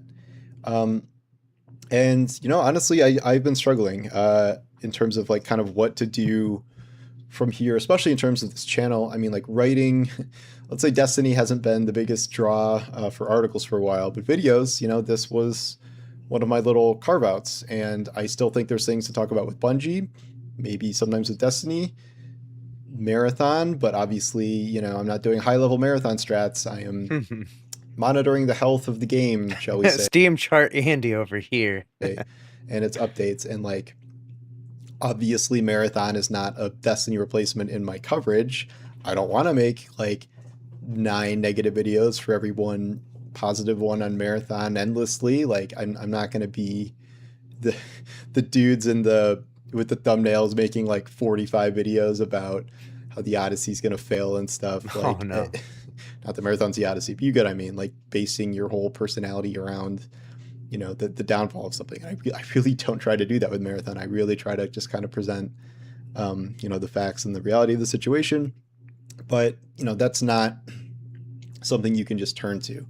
And I'm lucky with all you guys because I do think at least some of you will stick around for things I have on takes I have on other topics, whether that's news or other games I'm playing or something. It's just I don't think I can flip a switch and be like it's deadlock now. Like I envy Datto for that. Like to find a new space in that realm, or having already been cultivating that for a while is great. And I've seen other Destiny content creators like pivot to, well, not pivot, but like at least dabble in other types of games. I know True Vanguard went to Marvel Rivals and has done really well there. I think of the old fabled M-Tashed Genshin Impact run, which that was an epic run. That was Truly. one of the best pivots I've ever seen in terms of like blowing up a channel. That was crazy. But a lot of people are doing this, like this and that strategy for whatever new loot-ish based game comes out. Like that's in people's wheelhouse. But I'm not.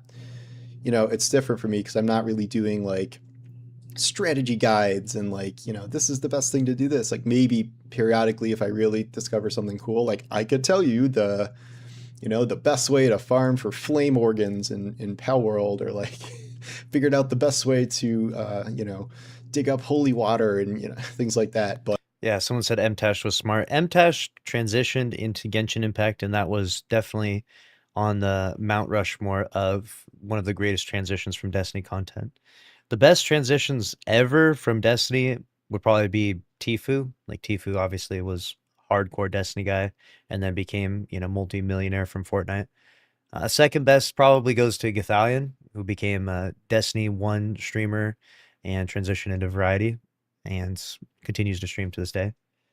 Third, I'm trying to think who would be the biggest transition. I mean, there's a few of them that kind of blew up from Fortnite. Dr. Lupo comes to mind. C-Day comes to mind. There's a few of them that had a good run for a bit there. But yeah, MTash transition, that was a good one. It's hard though. Notice how there's like the list is short, but the list of the number of people that ever, streamed Destiny is massive. And then the list of people that streamed Destiny and became partnered on Twitch. And then the list of people that streamed Destiny became partnered on Twitch and then became full-time streamers.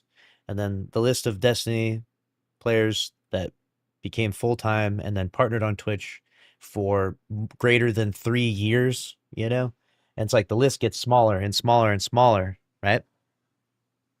And it's harder and harder. And only a few survive. Many will slip through the cracks, though. Will I make it? Will I make it as a variety content creator? I don't know, man. I don't know what's gonna happen. But it's definitely, we're staring into the abyss, right? It's like you're on the edge of a cliff and you're wondering like, what is the bridge that's gonna form in front of me? And you're hoping you don't just free fall into the fucking oblivion.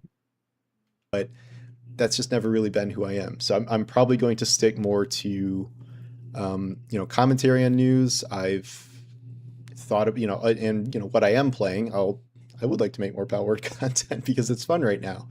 Obviously, there's other games coming out. Gonna talk plenty about GTA 6. It's just, I don't want to say like variety, but that's like more of a streamer thing, and that's just not really who I am. It's just I want to keep an interesting channel that people like outside of just here's my latest insider Bungie thing that is a disaster. And I don't know, like it's up to you whether you think I've earned that or not, or whether you think what I have to say on other topics is worthwhile. I'm excited to see how people like my This Week at Tassie segment, or it's like a news roundup. And sometimes there's like Destiny Bungie news in there, but whatever. That's something I should stop missing. But I don't know. Motivation's been a little hard. This also comes at a time where like I need to start relying I guess, more heavily on YouTube than I do writing because writing is dying and just Wow. in general. Writing is dying from Paul Tassi. That's crazy that that's how it is. I kind of felt that, like, especially when you see someone like Jason Schreier make a YouTube channel. Like, what? If that isn't a sign of the times, I don't know what is. But clearly, the journos are transitioning onto YouTube. Some have better success than others.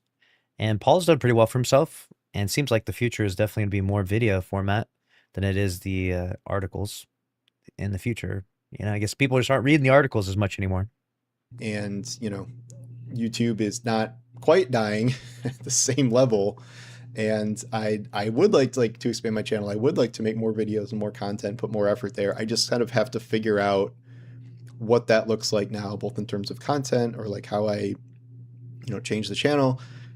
I will probably not be getting rid of this format of just me doing this.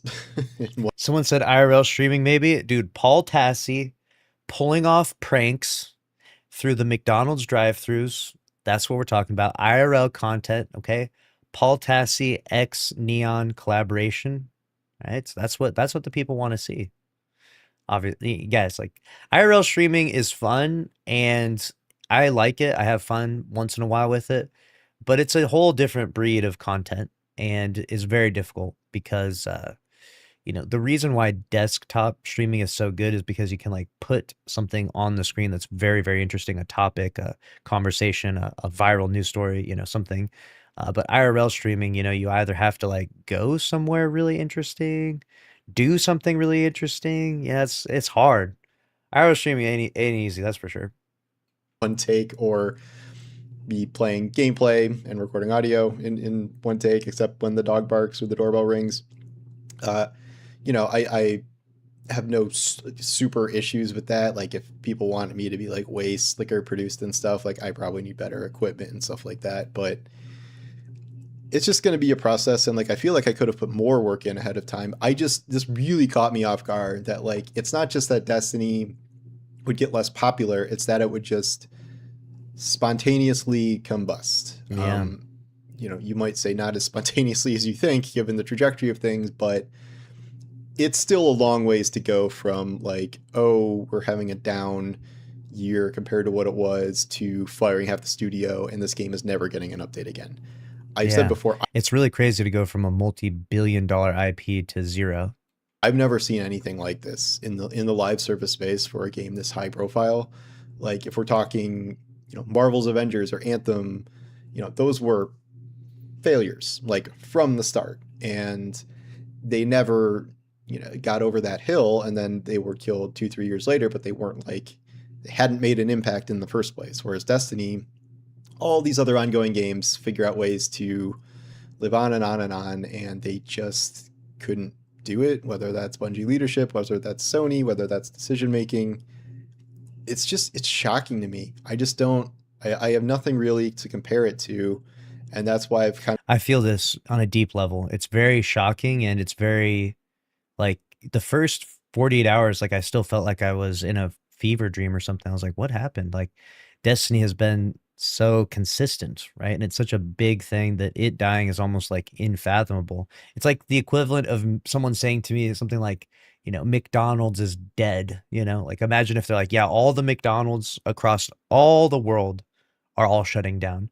Everyone in this chat would laugh. They'd be like, dude, it's impossible. Like, there's no way that would ever happen, right? It's kind of the feeling I got of Destiny dying, right? Someone said, is Forbes cutting his hours? I don't think Forbes cuts his hours. I don't know what his deal with Forbes is. Like, I think he just publishes his articles on Forbes, and maybe they take a cut of the ad revenue or something. I don't know how that works even.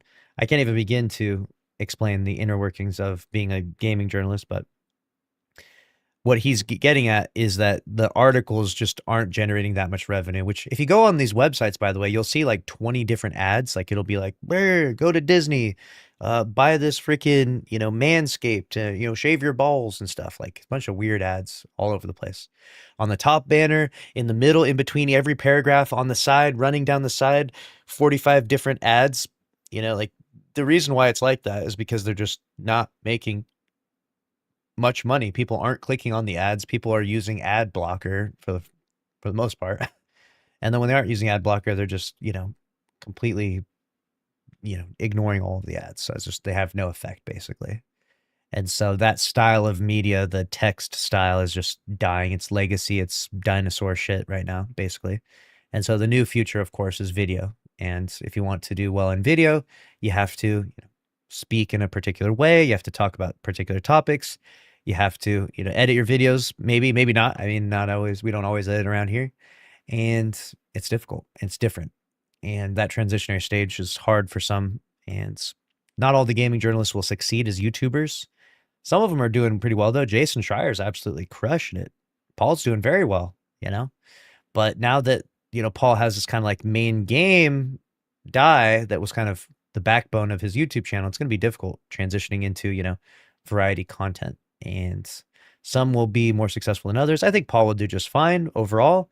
He seems to be pretty resilient and figure it out, but it's very, I feel like a lot of people were making content, like they were making their Destiny content like on one track, right? This is their main track. You kind of wake up in the morning and you check the Destiny news sources, like what's Destiny Bulletin talking about? And what is the Destiny 2 team posting about? And what is the Bungie article? And did the TWID drop today? And, and like you kind of did like the Destiny thing. And then in tandem, you also searched and looked up other things like, oh, what's the next big game coming out this week or this month? When does GTA come out? When does Power World come out? And how bad is Marathon doing? Right, like the good and the bad. And so those two things kind of worked together, and it kind of gave you a backbone, and then it gave you options for experimental new things. And Paul did very well with this. But losing that backbone, it's like it feels weird because you feel like you're kind of like, what am I anymore? What does this content even mean? And a lot of people, it's going to be a really rough transition for most of the Destiny content creators.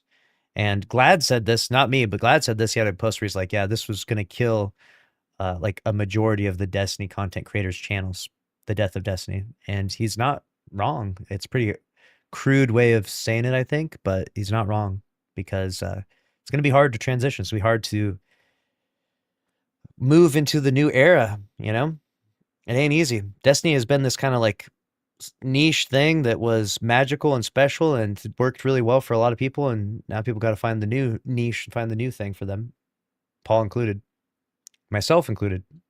I've been thrown for a loop here. I'm sure a lot of you have too as players, like, not just me, Mr. Writer, content creator, but, you're kind of just like, what do I do with my hands now if they're not playing Destiny? And I don't know the answer to that. I'm kind of acting, I guess, like I am in Destiny's down periods where you move to other stuff, but with the knowledge now that there is no more non-down period, it's just down. It's cool to see that there are still a lot of people playing Destiny. The numbers, have been better like now, even weeks after the update, than they were most points during the entire past year, which I think is, I don't know. It's hard to kind of process all this, and I'd love to hear what you say, and I'd love to know what you think about this, think about the future of the channel, and yeah, I don't know. There's plenty to talk about, and the gaming industry is forever changing, but I'm just trying to find my place in it. So anyway, thank you for watching, and There it is. All right, that is Paul Tassi saying, I think it's over. After 12 years, I'm done playing Destiny. And for every content creator, it's going to be different, like how they choose to wrestle with the mixture of transitioning to a new game or new games or new content or no content, possibly. And how they like Datto said, he's, retiring from Destiny effectively, and he's going to leave his channel and, work on his entirely new channel, which is a perfectly fine strategy. And Paul is saying, he's like, man, I don't even know what to do now. I guess I'm just not playing Destiny, so I guess I'll play Power World and just cover variety news. And for me and for everyone, it's going to be different. For me, I feel like I'm going to play as much Destiny as I possibly can until the lights shut off, but also continue to just cover the news and talk about other things, Like there's only so much Destiny news in a day. Like sometimes it's as we record these streams, right? Sometimes it's a half hour, sometimes it's an hour, sometimes it's 2 hours. But there ain't 8 hours worth of Destiny news every day. I wish, dude. If there was 8 hours of Destiny news every day, we would be so back, dude. We would have Pete Parsons' fucking garage behind us, dog. We would be covering that. We would be on top of it. It would be endless news. It would be incredible. Unfortunately, there isn't 8 hours of Destiny 2 news. And there's a lot of other interesting news going on that isn't Destiny related, with Bungie, ex-Bungie employees starting their own games, like with Christopher Barrett, other ex-Bungie employees starting crazy drama on Twitter, like we just talked about recently, and Sony and their BS with physical gaming, Xbox and their massive layoffs, right? There's lots of other interesting news in gaming going on. So the goal is to transition into covering the news and being an expert on all things in regards to gaming news. So that's where we're going to go. And we hope you follow along with us, because it's going to be one hell of a ride. I mean, we're going to come back and play Destiny as much as possible, whenever possible, but we will never retire from Destiny. Okay. The only day we retire from Destiny is the day they shut off the servers.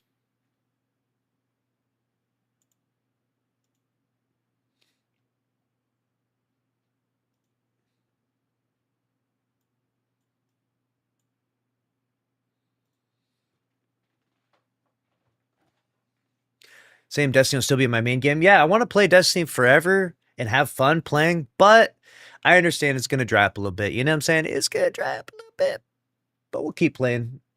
We'll keep playing. I got to grab my chicken nuggies real quick. Give me 1 second.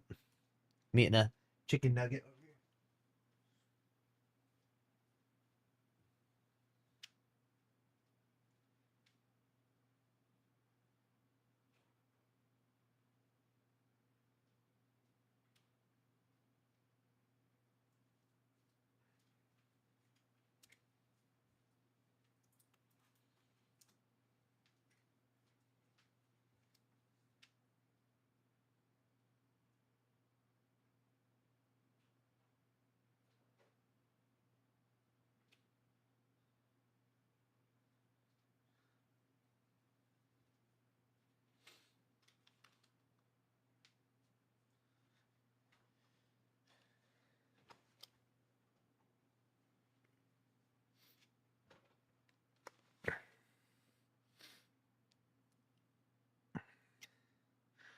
All right. Oh, did I not put the music on? Damn it.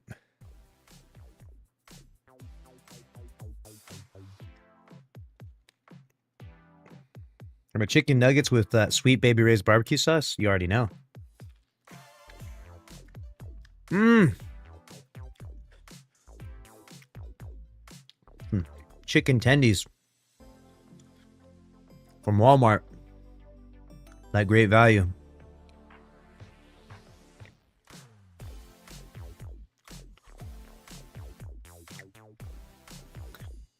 Dude, air fryers are the best. If you don't have an air fryer, you gotta lock in, chat.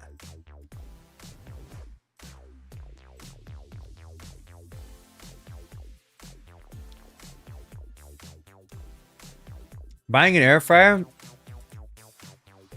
and getting frozen chicken tenders, incredible. Incredible. You hate air fryers? What did an air fryer do to you? James says it's overplayed other game. You know what, James? When Destiny 3 comes out, James, you're not invited. You're not welcome, James. You can stay playing Fortnite, James. Oh, damn it, James.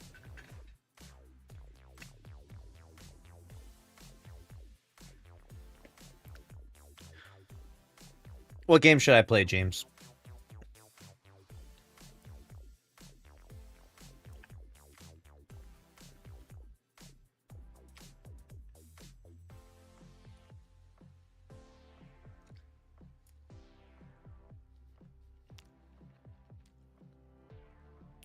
Guardian until the end.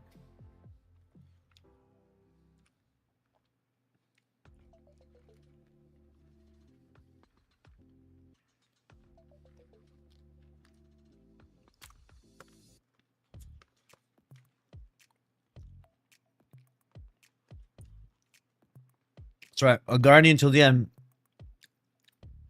Can you even call yourself a guardian of the light if you don't play until the server shut off? And then afterwards, after the server shut off, we will start emulating Destiny 2. And after the emulators get DMCA'd, then we'll start rewatching our Destiny 2 gameplay. And after the videos get DMCA'd, then we'll start daydreaming fan fiction about Destiny 2. It never ends. Destiny forever. Destiny deranged gang. I'm joking, of course. Have you found a permanent home base for Palworld? A permanent home base? I don't know. I just have like 2 regular home bases.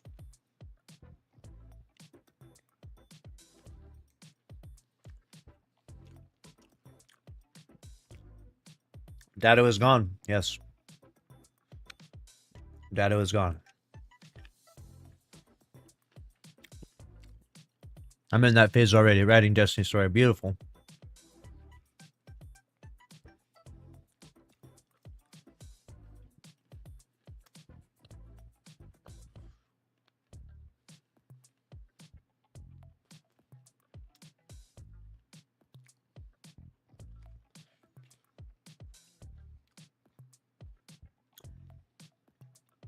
Someone write some Destiny fan fiction where I beat Grenadier Jake every day in trials.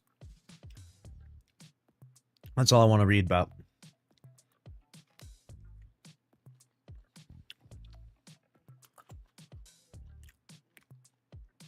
James said I gave them 10 years. I'm done. Rip.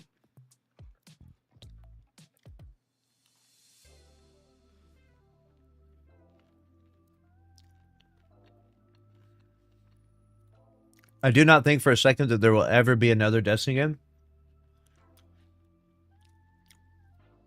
I will promise you this. I would bet my life savings. I would bet everything that Bungie will never make a Destiny 3. I'm not saying there won't ever be a Destiny 3, but I guarantee you it won't be Bungie. That's for damn sure.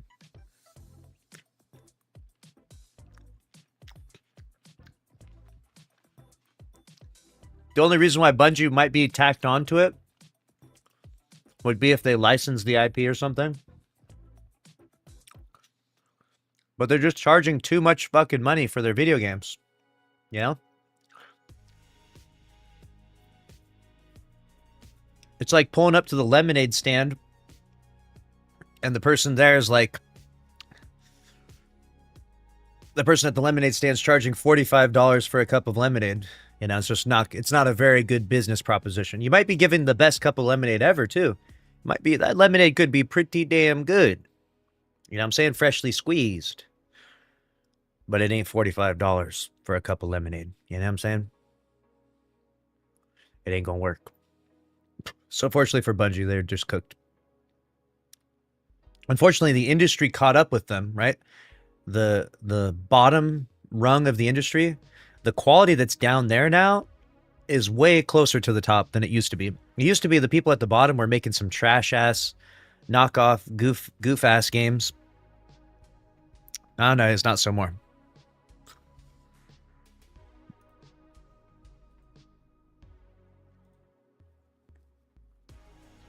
Yep.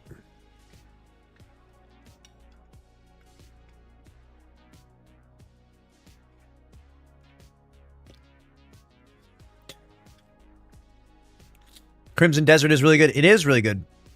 It's an awesome game. I had a lot of fun playing that for a while.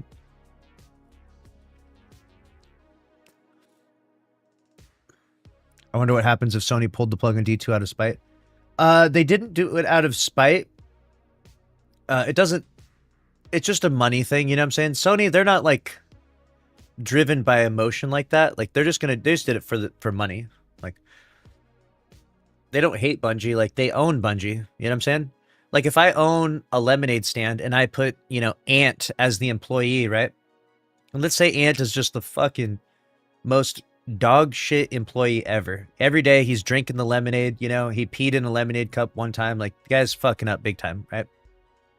Bro is like the worst lemonade stand employee ever. Like Ant, right? You know, I don't show up to the lemonade stand one day and like pour gasoline on it and light it on fire. Like, that doesn't help me. You know what I'm saying? I just fire Ant. I just say, Ant, you're fired. You're not making lemonade for me anymore. You suck. You're the worst. You peed in a lemonade cup. What's wrong with you? Right? I don't know why Ant did that. You know, what's wrong with you, bud? But that's what you do, right? Like, you don't burn your business down. You know, you replace those that are the bad ones. So Sony doesn't want to burn the Destiny IP down, or burn Bungie down. You know, it doesn't help them any. They burned through too much money. You know, they've been bad employees. It was a bad business investment. Shut down the servers. Yeah, the servers is a crazy topic. I feel like a lot of us are living in a fictional world where we just believe that the servers are going to be online for like 7 years like Anthem was. I don't think that that is actually how it's going to go down, especially considering how shite Sony is. And, you know, like they're making these terrible decisions with physical media. Do you really think they would have it in their mind that they care about whether or not they piss off the Destiny players and shut the servers down a year from now when they close the doors on Marathon? Here's the sad part about it is Destiny servers might get shut down after Marathon dies. Like, it could be not much longer afterwards. So, which is absolutely awful to even say or think, because, you know, how sad would it be if you couldn't even launch Destiny the game? But with the current situation we're in, with games being killed and, you know, the legislation, you know, Sony could theoretically pull the plug on the servers if they're too expensive, and just, you know, you'll never be able to play Destiny again. That's just the way it is. You know what I'm saying? That sucks. But that considering Sony, they don't care at all. You know what I'm saying? They don't care. It's just a money thing for them. So I could definitely see that happening sooner than most people think. But I would hope, I mean, in my dream world, Destiny 2 servers stay on for another 10 years, of course. I would love to go back once a year for a little nostalgia trip, but that's unlikely, right?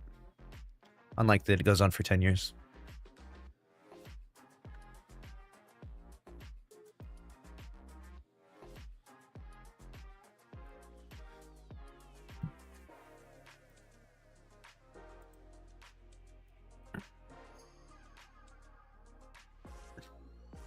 So I totally see Sony being like, oh, you're not playing Marathon? Have fun with the shutdown?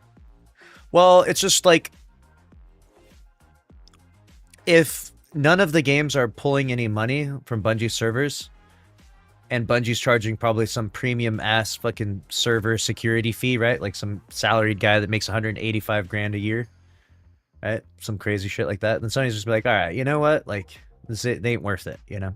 We ain't making enough money to make this viable. So, unfortunately, because of Bungie's high expenses, I could see it being even more problematic for the game. But we'll see. You know, I could be wrong. I hope I'm wrong on this one. This is one that I genuinely hope I'm wrong on. I hope the Destiny servers stay alive for 10 more years, but I could easily see them going down in like 2 years from now. After it's all died down, the population's pretty small, and everyone's kind of, you know, fizzled out. I could see them like 2 years from now just saying, you know, oh, we're shutting them down. Give everyone like 6 months or a year to play them, and then it's over. You know, once the Destiny community has gotten smaller and their voice has gotten weaker, right? Like, because we get basically debuffed by time. We get the time debuff. Then we're in a predicament, because right now we can put up a big stink, right? If Sony said they were shutting down the Destiny servers now, we could probably start a petition with like 1 million signatures, right? To keep Destiny servers alive for another, you know, year or a few years, right? Like, we could get 1 million signatures on a petition for that probably. Like, we could put up a big stink. But 2 years from now, when all the Destiny 2 players are gone, playing other games, forgot about the game, right? That's the time to pull the plug strategically. If Marathon's dead too, which probably will be by then, right? Sucks, but it's probably the fate that's going to happen.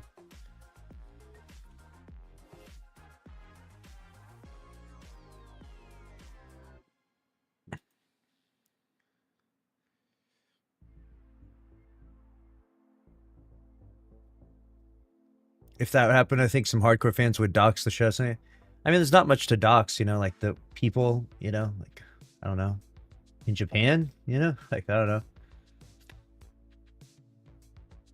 Even then, it doesn't really change anything, you know. Those guys have millions of dollars, they can buy security.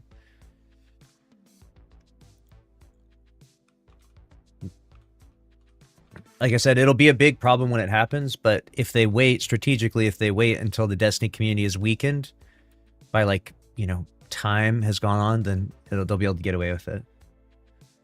But right now, obviously, it would be insane. Like, it would not fly right now, but in the future, maybe.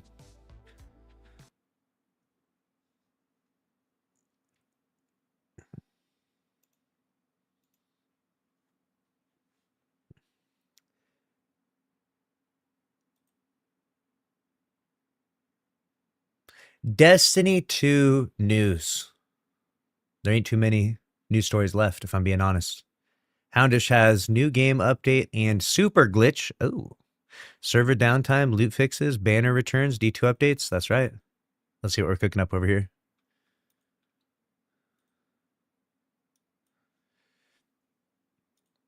What's up guys, Houndish here, and today we're jumping in with just a couple of Destiny 2 updates ahead of the weekly reset. I'm actually away from home this week, so you can probably hear already. My microphone sounds a little bit different. I'm pretty sure last time I did this, folks said it actually sounded better than my normal setup. I can't guarantee that will be the same this time, but with the weekly reset this week, of course, we get Iron Banner, best we can tell, and this is only the second time that it's come around since the launch of Monument of Triumph, so I'm sure there'll be some folks jumping in for the first time since the update, or continuing to chase down armor sets and weapons, following on from the last event. Additionally, D2 actually gets a sort of unexpected update today.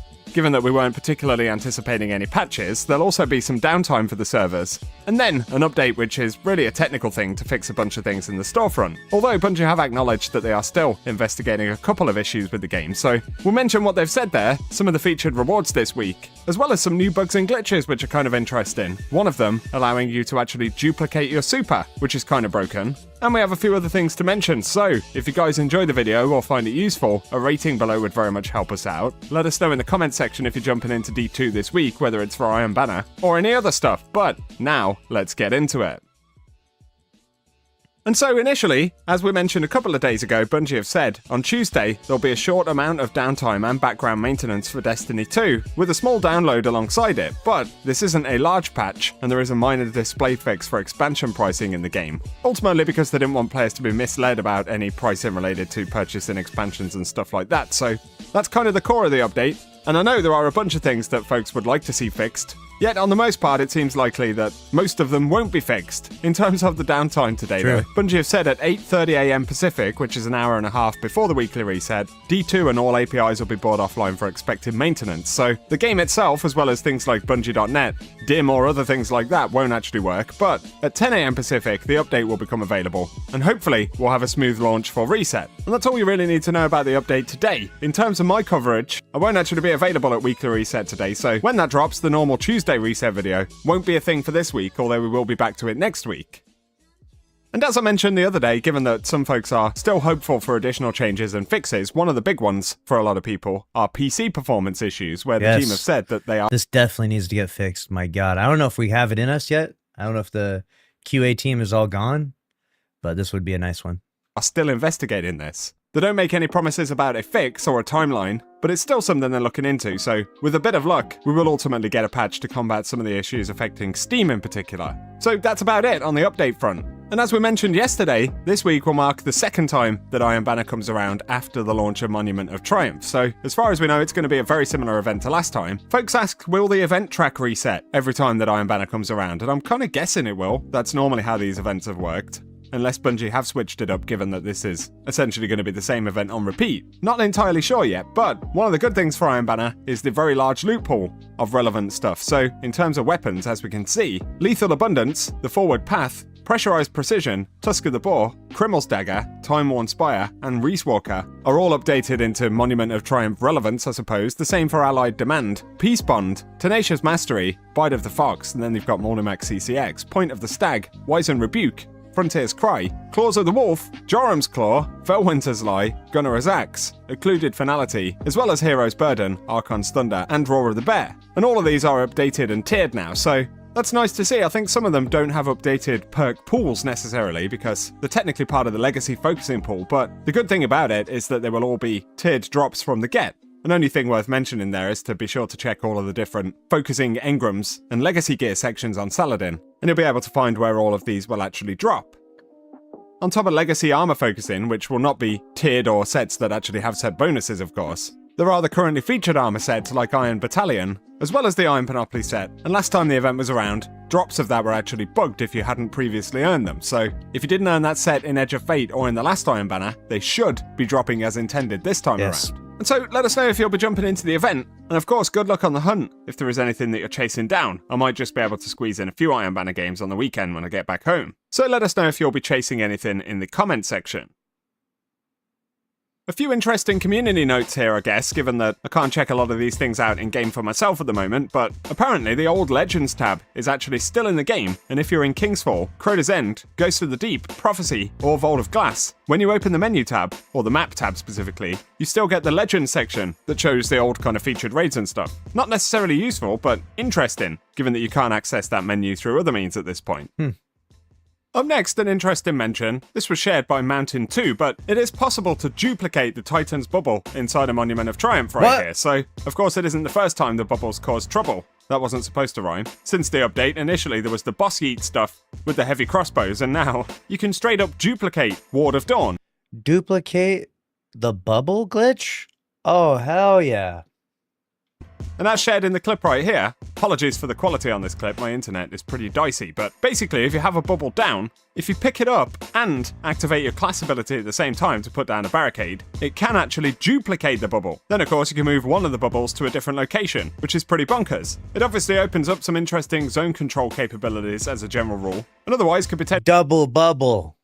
Hell yeah. be used for sort of silly fun. But yeah, I'll link a video down below on how to do it, in case you want any additional info. In terms of what Bungie do about this stuff, as I've said, there aren't always going to be instances where they can actually fix it, so I'm not sure if they'll just leave it be or try and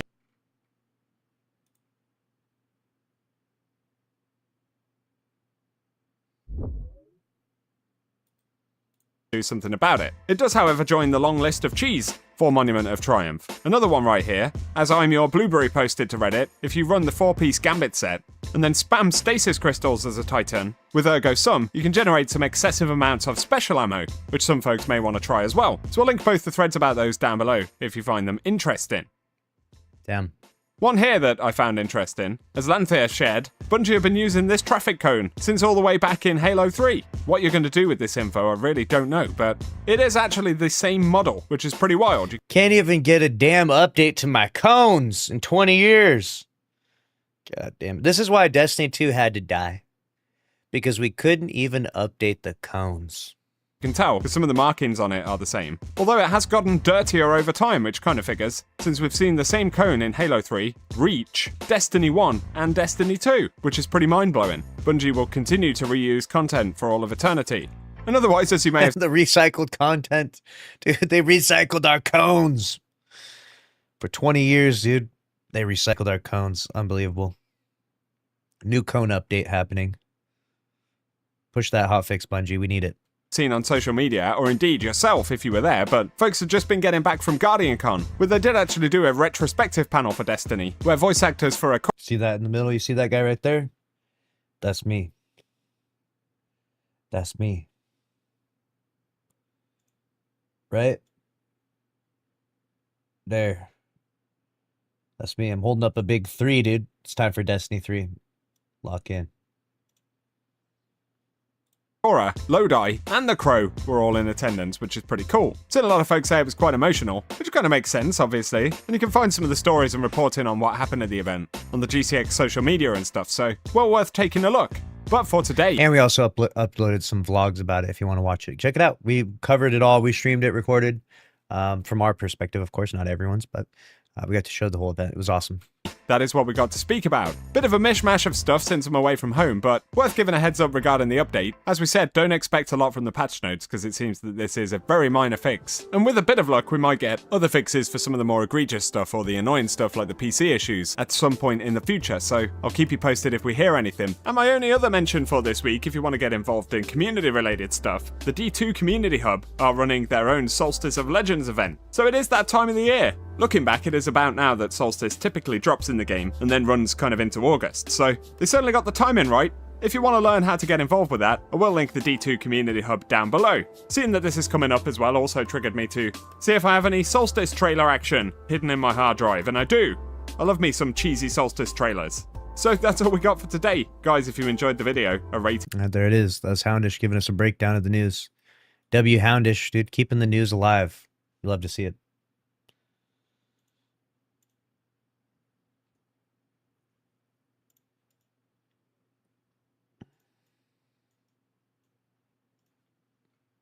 All right, let's launch this bad boy.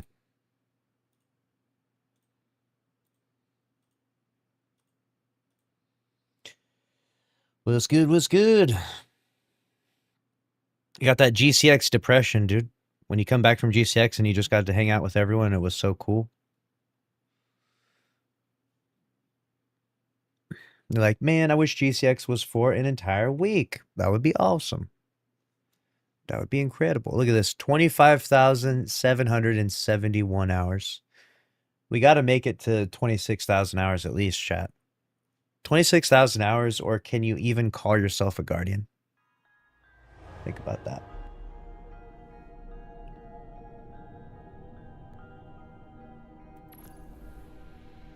Damn sad.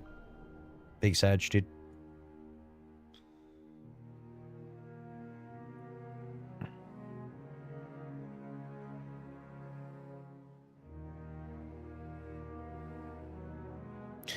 Double Fine lays 23 members off of its staff.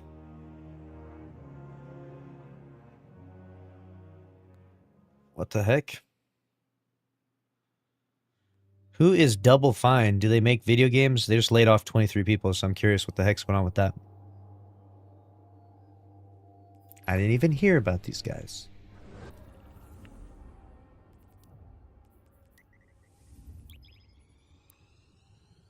They're a well-known video game developer founded in the year 2000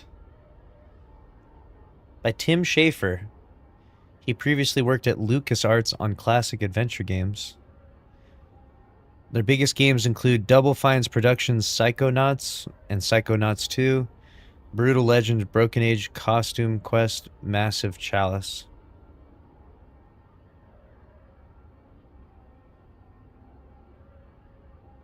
Damn. How's it going, Lucky in chat? Love your podcast with Bandwidth. What's that? The stream? Yeah. Glad you like that.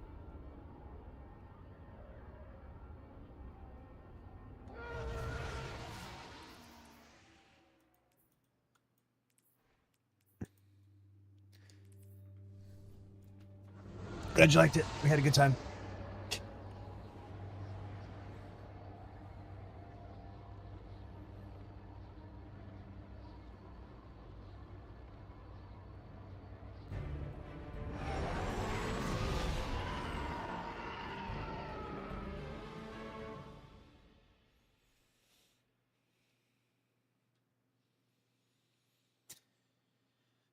Back into the banner again. Widow's Court, dude, I need to put on my freaking Jade Rabbit. Come on, dude. I don't even want to use this damn thing, but apparently this thing is the gun.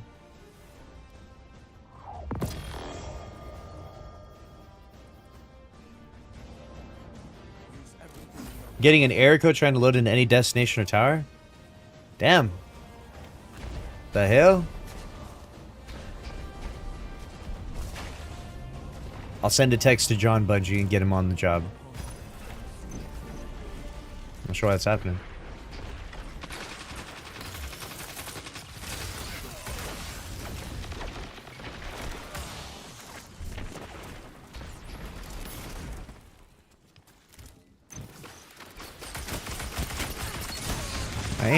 My aim is whack.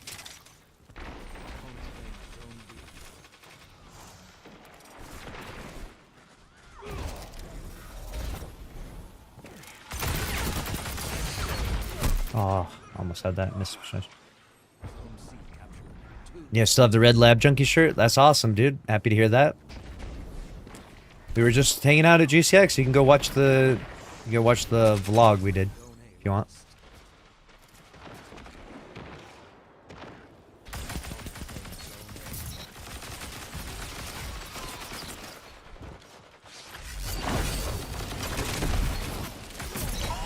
Oh, that was awesome, dude.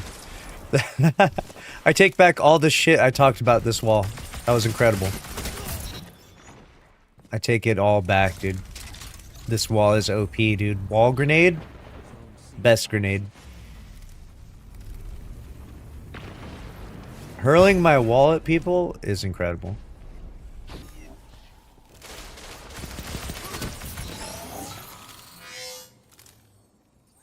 Peek it. Go ahead. Go ahead, peek it. Zone C captured. You have the advantage. Press on.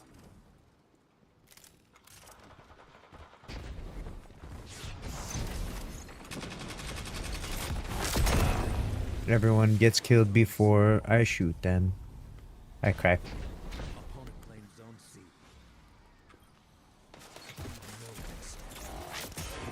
Oh, shoot. I missed all my shots. I am the worst.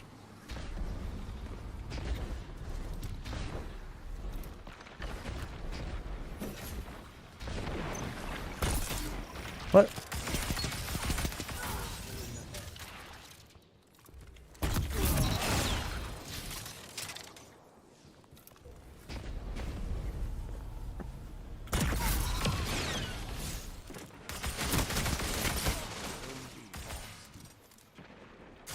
No way, I've got to trade, dang it.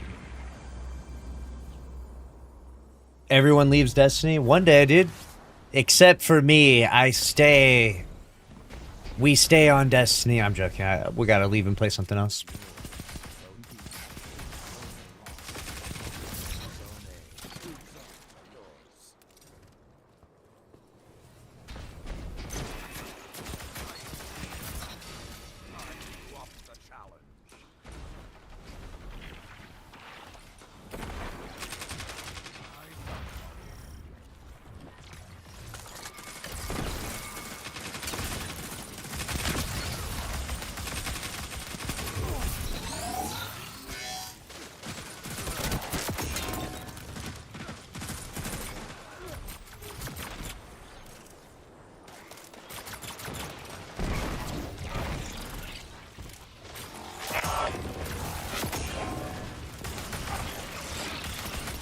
What is in my way over stupid car?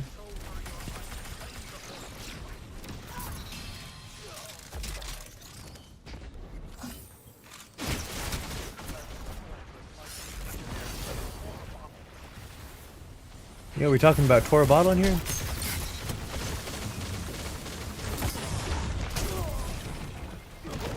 What's gonna be the new game? GTA 6 probably. Oh no, man. It's hard to say. I wish I had an answer. I wish I could say, like, Datto's like, I'm playing Deadlock, boys. We're going on Deadlock. I wish I had a game that I could be like that enthusiastic. Like, Deadlock's alright. Like, it's not definitely not my game. Like, I don't know. He seems to be pretty committed to Deadlock. Which, honestly, good for him.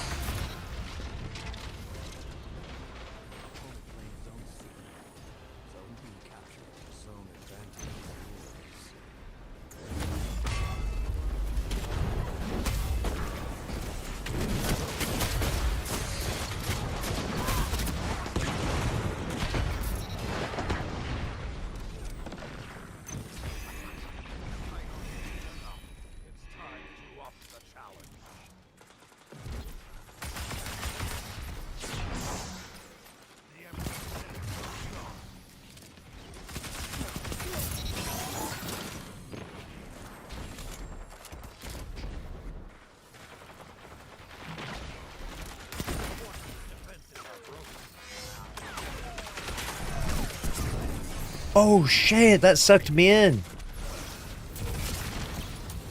Still can't find a fire team to help me get 1,000 voices. You gotta cheese that, dude. There's a solo cheese. Queen's Walk solo cheese. Lock in, bruh. Now's your time.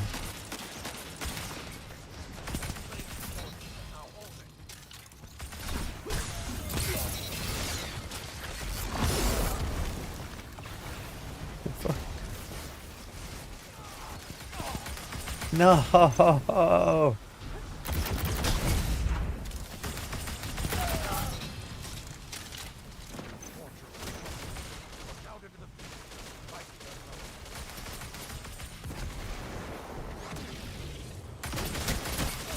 No shot, don't lose this. No, I lost that fight. I'm transitioning to Battlefield 6 with my brothers. Battlefield 6? That's a more dead shooter game than Destiny, goddamn! Bro said I'm gonna hop out of the grave and into the fucking... I don't even know.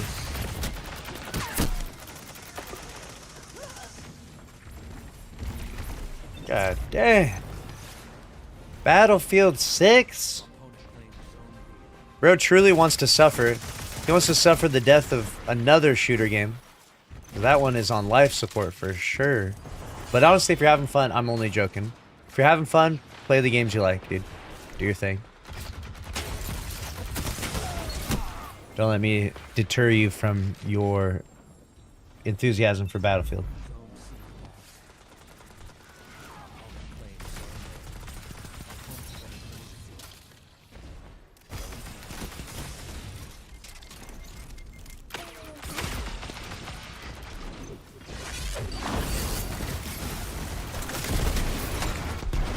Dude, I blew his ass up with my Titan wall. Fuck yeah.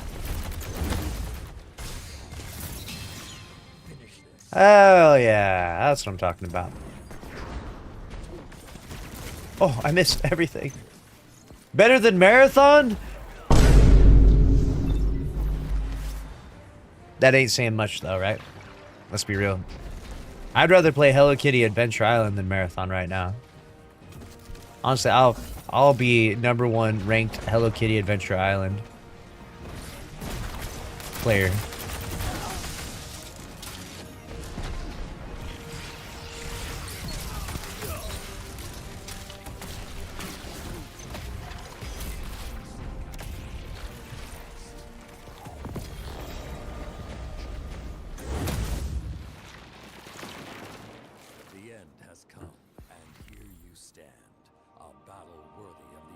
Better start playing comp before it's too late. What do you think?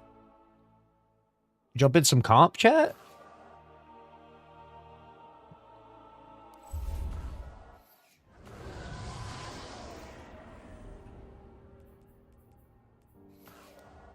Don't play that sad music on me.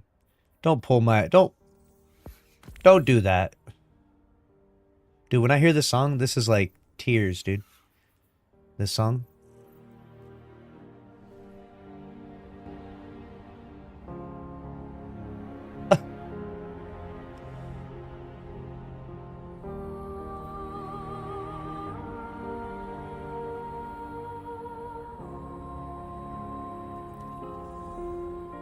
I'm not crying, you are.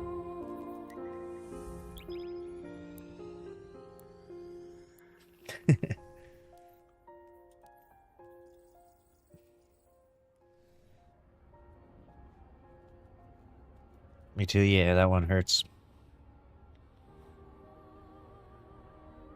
I think there's something special about a game that's like has like good culture and story behind it. Look at me, I'm ranked 0 in comp, by the way. This is my first game in comp post June update. I'm untested.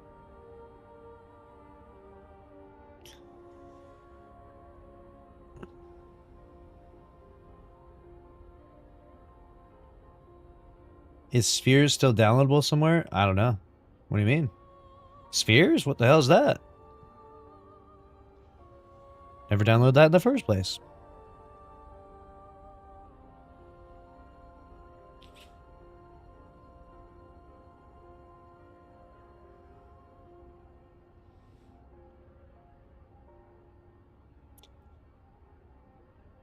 people keep commenting on social media when we talk about Destiny or Destiny 3. They say, let it go, man. Let it go. I'm like, damn. I'll never let it go. It will never be over. It will never be over. We not letting go.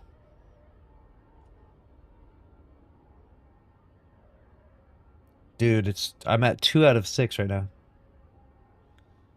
The same people can't tell it's a joke and think we're being serious. Yeah, exactly. I'm just sort of biding my time, waiting for the next big thing. I mean, I could just boot up Power World right now. There's nothing stopping me. I am having fun playing the game. But, you know, we're still just having some fun playing Iron Banner right now. Still always enjoy the moment-to-moment gameplay of Destiny 2. So, we be in that banner. You know what I'm saying?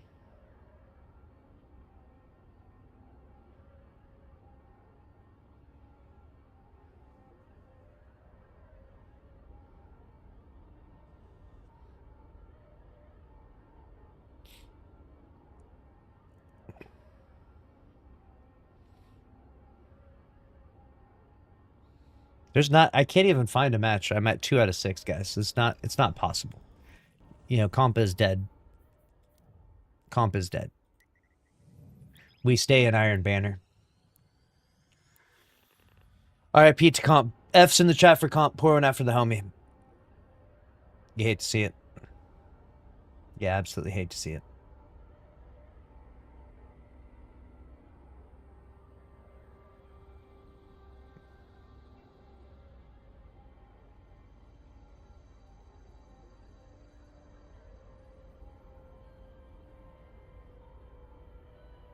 I'm still hoping Sony puts their heads together and see where the money can be made. Yeah. It sucks because we are in such a late stage of understanding of game development that, like, there's really not, like, much room for, like, wild creativity, if that makes sense. It's not like there's 50 different Destiny projects that could be greenlit. There's really just, like, one, which is Destiny 3. That's basically the only one. And then second to that is maybe a Destiny 1 remastered, if you just wanted, like, an easy paycheck. And then, like, other than that, like, you know, I don't really think there's anything else. Like, what else could you even do? You know, those are basically your options. You could try some other stuff. You could try, like, a Destiny 3, but it's, like, campaign only or something. I mean, it'll have mild success, but, you know? That's why I'm not especially enthusiastic about this whole incubation period that we're in right now. It feels like it's an incubation period. So I did there? Incubate, like bait, like they're baiting us. Incubation.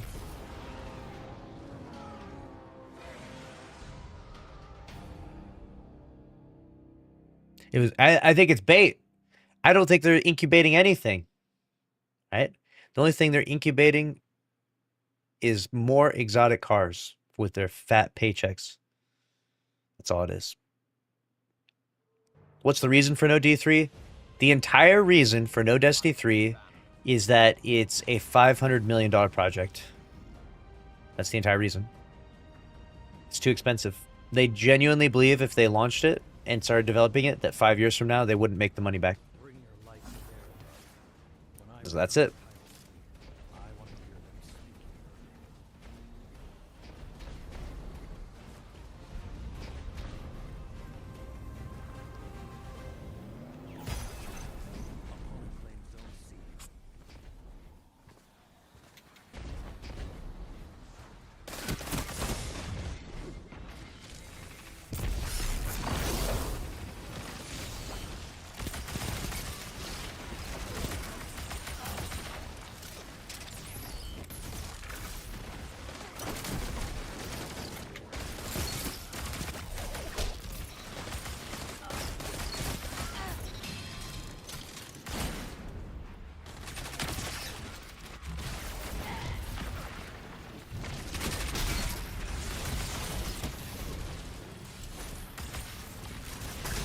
Hey, where the hell did you come from?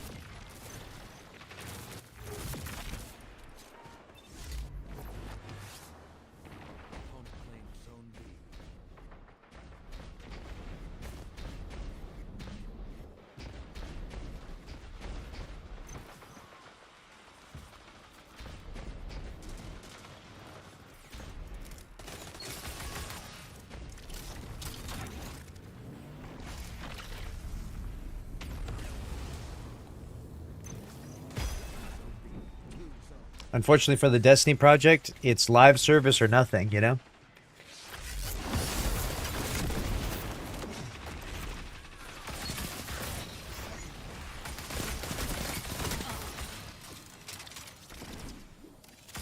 Zone A lost. Opponent claimed Zone A. And so because the live service ran itself into the ground, there will not be a sequel. Because what they would believe is that if they launched a Destiny 3 live service, it would meet the same demise. It would run itself into the ground. So unfortunately, we've run into quite the dilemma here. Quite the dilemma. Lead is yours. And the only solution for Destiny is one, fucking balls to the wall, fuck it, we go hard, we fucking try to launch a $500 million project that comes out in 2031, right? That's option one, which is not very risk, you know, not managing the risk very well, I guess, by Sony's estimations. Option two is we find another studio that can do it for a much better budget, which I think is probably the best case scenario.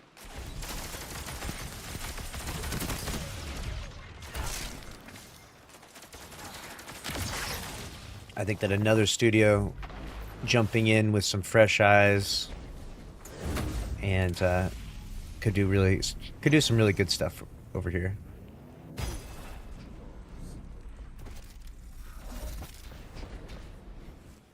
And they could probably do it for a lot cheaper. You know, Power World was just made, and obviously Power World doesn't have the graphic fidelity of, you know, Destiny or Marathon, but Power World was made for less than $10 million. Think about that. Less than $10 million they made Power World.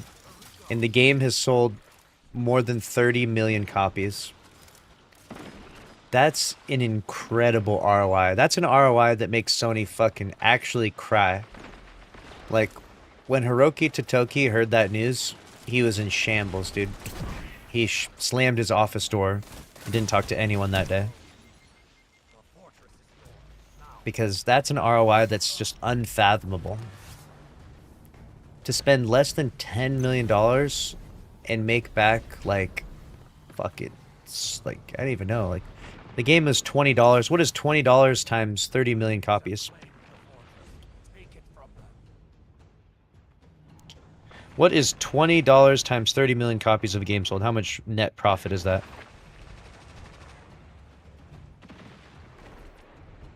That is $600 million. Dude, they spent less than $10 million and made $600 million? Can you imagine? Could you imagine, bro? Like, could you act like... what? Are those roughly the numbers for Power World?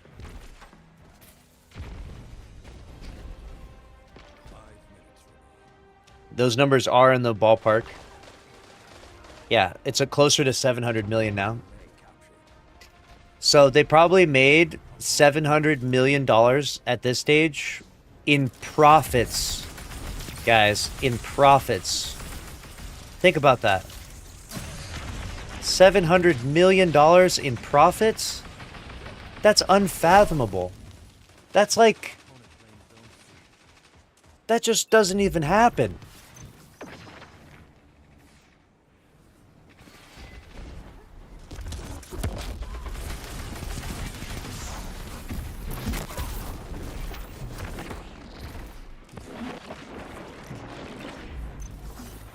That's insane. After the publisher cut in salaries, I guess they made over 500 million. Yeah, of course. Like, you know, they have to pay people and stuff, right? So, like, they were spending a lot of... well, it cost 10 million to launch the game. Like, that's how much it cost, but up for all of that, I think. And did it cost about 10 million or less than $10 million to develop? So that means that, like, the net profit is like almost $700 million.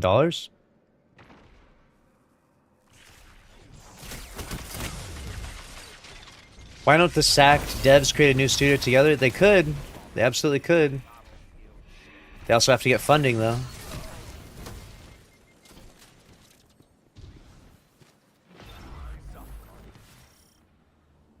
Yeah, the development budget was under $6.7 million.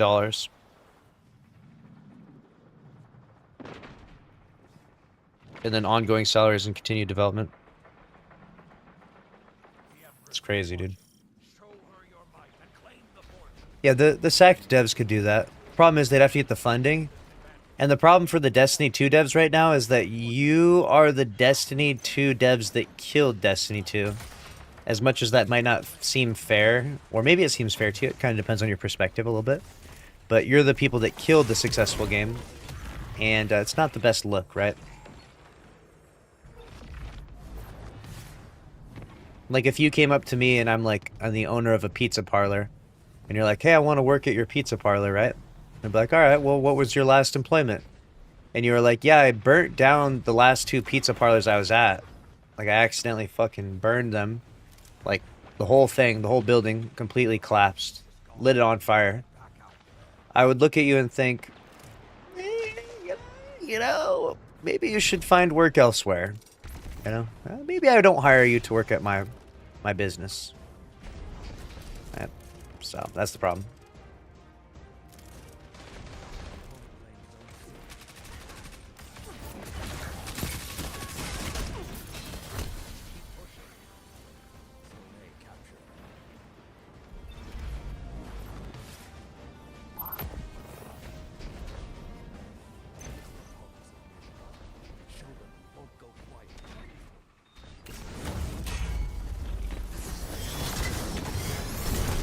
Oh, not the tether. Oh, shit. That tether was crazy.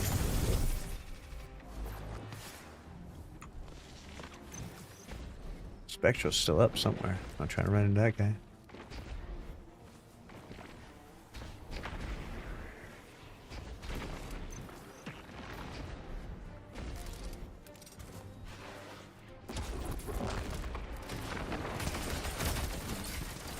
No, I'm missing my shots. I'm potatoing so hard.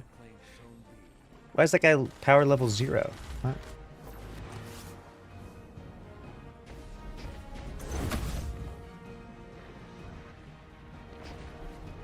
Ex-Bungie dev under new management should make a banger. It's possible. It's theoretically possible. Part of the issue that we're noticing with game development, though, like just to give you guys an inside perspective, is that the West Coast of game development is charging this super premium, super bougie price because they are the tech mecca. They are where game development originated. Like, that's where the dinosaurs are, like the Microsofts and all the big studios. And the problem with that is that if you work in the West Coast of America, you're charging this ultra premium price because the cost of living is so high in California and anywhere around there, truly. And then the cost of living is so high that your game success has to match that, right? Your game success, your game, no matter what game you're making, whoever you're trying to compete against, it has to double or triple the success of your competitor because you're charging the company double or triple the cost of per developer head, which is the most expensive part of running a video game company. And so what we're noticing now is that the indie devs are crushing AAA, literally obliterating these guys because they're just doing the same work for cheaper and the quality is really good. You know, the bottom rung of video game development has elevated themselves with new tools, new technology, you know, being more nimble, tapping into the audience better. And they're completely just obliterating AAA. Like, AAA is crumbling for the most part. And unfortunately, Destiny 2 and Bungie got caught involved in that because they just couldn't keep up with the demand. And so now our best bet at something like Destiny related would be like a AA studio or an indie studio, you know, like taking on the project or licensing the IP or something like that would be our best bet. And I would be willing to bet that an indie studio could make a really good Destiny 3 for less than $100 million. I bet a very good indie studio could make a pretty respectable product of Destiny 3 for less than 100 million. But Bungie says that they can't do it for less than 500 million. So that's where Sony's sitting there thinking like, yeah, about that. I think you guys are all just going to go on the unemployment line then, because this is not going to work. You know, this is, the math don't math, right? And unfortunately, that's where we've landed with it. You know, that's where we've landed with it. And so all the Bungie employees are in the unemployment line now, and Destiny 2 is dead because we couldn't lock in and figure this out. That's just the way it goes, you know? Unfortunately, times changed, the industry changed, Bungie couldn't be nimble enough or adjust or be successful enough. They made some bad decisions. Whole concoction of stuff. But now you're seeing these like crazy South Korean studios. These guys are fucking crushing it. Seeing some crazy indie studios with like absurdly low budgets, like Palworld's budget being less than $7 million. Excuse me? What the fuck are we even talking about? It's insane. The game is so good. And the mismatch is crazy, right? The mismatch is crazy. So what I am hoping for and what I'm advocating for more than anything is we need to get one of these like AA studios interested in a project like Destiny and hope that we could get them making it and do it for less than 100 million. I mean, honestly speaking, considering that the IP is already defined, we know what the aesthetic looks like, we know what the graphic fidelity is, we know what the standards are, we understand a lot of things already. Like, you could probably get it done at like a bare bones level, or what the hell are you doing? What the fuck? Why did that even create? What just happened? Embark. So many people could do it, right? So many people could do it. I would like to see one of the South Korean studios do it personally. I think these guys are actually really tapped into gamer culture, and not to get like all political or anything, because like I really don't care that much for politics, but I also think that the South Koreans have like very good like an apolitical approach to video game development. Like they're basically like just raw capitalists, and you know, just like trying to tap into what the gamers really want and like listen to the consumer. And so I think they just have a really good perspective that makes good games right now.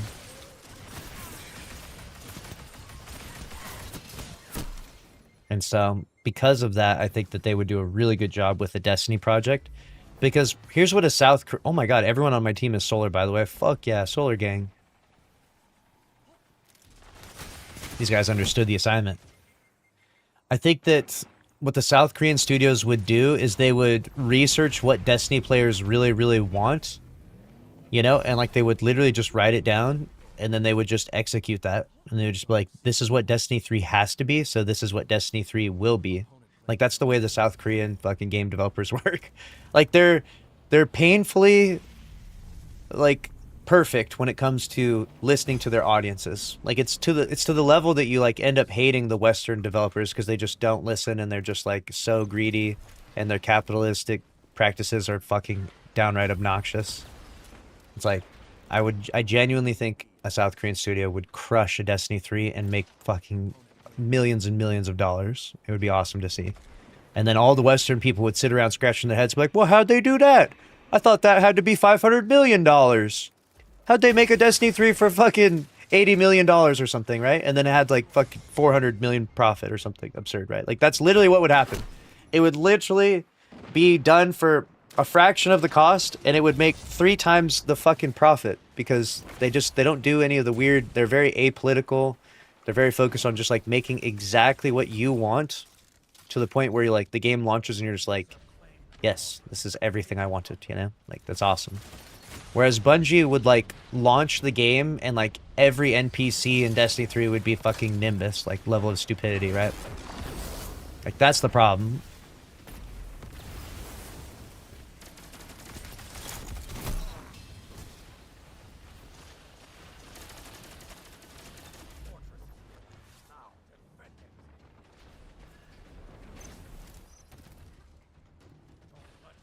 It needs to be done soon. I'm getting old, dude. Yeah, you're going to be playing Destiny 3 in the fucking assisted living home, my guy. Alright? You're going to have the fucking oxygen tube in your nose.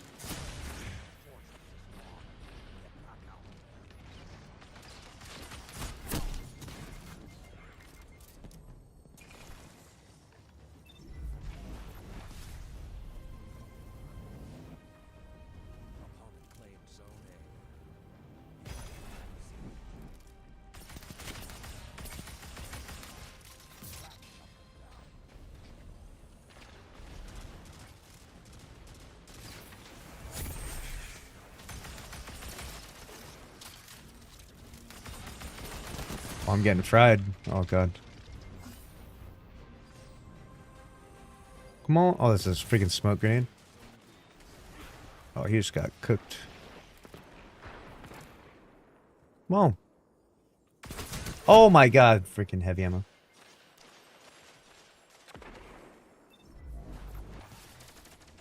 Are you shooting your teammate? What are you doing? Bro saw that warlock jump in there and said, alright. Time to die.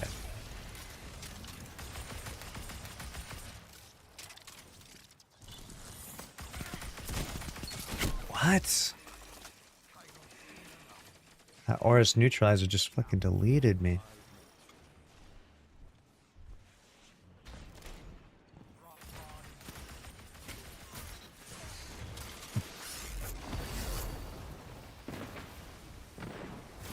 The drop pod is here.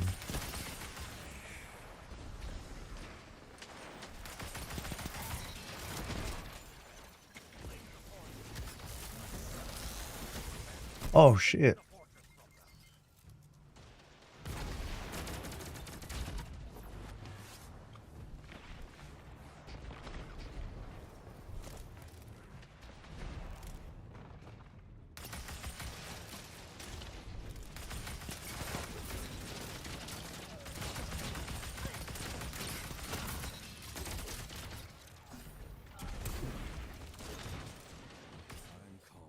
Jeez, we got mercied? Fuck. We got absolutely fried, dude. Got smoked. RIP. Remember when mercies weren't even a thing in the game? This game has been fun evolving with. There was a while where you didn't even get mercy, dude. You just got beat up. You'd get beat up so bad, the score would be so lopsided, your whole team would just leave, dude. It'd just be you sitting in there by yourself.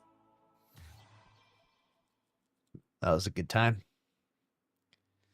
That was a good time. You'd load into a match. You ever load into a match and it's like, it's over 5 seconds later? Because people rage quit.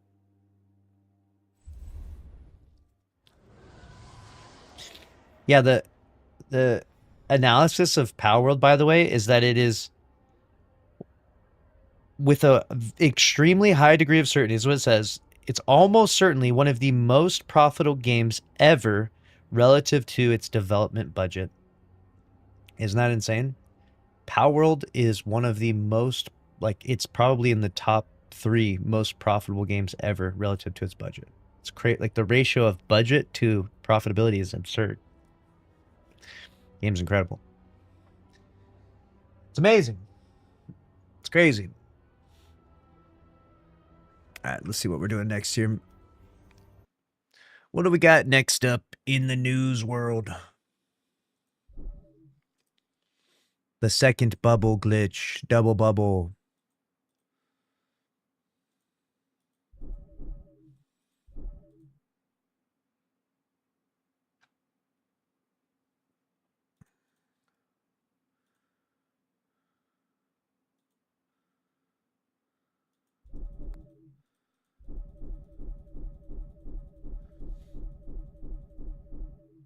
Let's close all this out.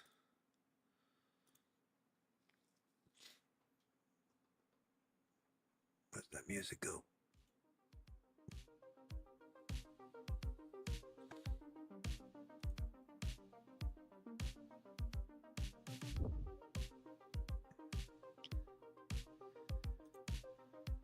Should we look at this marathon Steam charts? Look at the horror. The horror!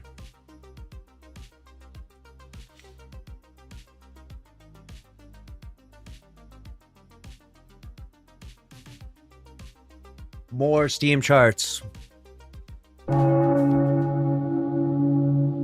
Golly, dude. 6,000. Oh my God. 1,800. 1,800.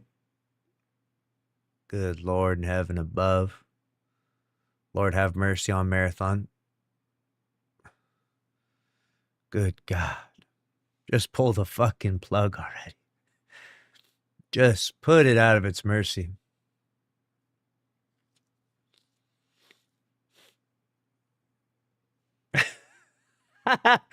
Dude, r/marathon, this is crazy. r/marathon has turned into r/marathon hate. Look at this. The top post of the week is please don't fall for the same trap twice. Marathon looking at Earth. Wait, it's always been impossible to please both PvP and PvE communities? Destiny. Yep. Oh no.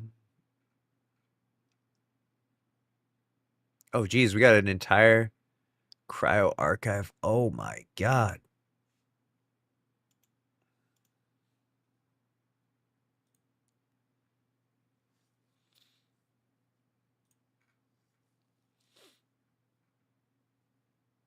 What a horror scene, dude. Marathon dev team Vault Breaker to add solo mode next week. Oh, so that's why there wasn't solo? Fucking hell. What opening the pinwheel feels like in solos? Now all of China knows you're here.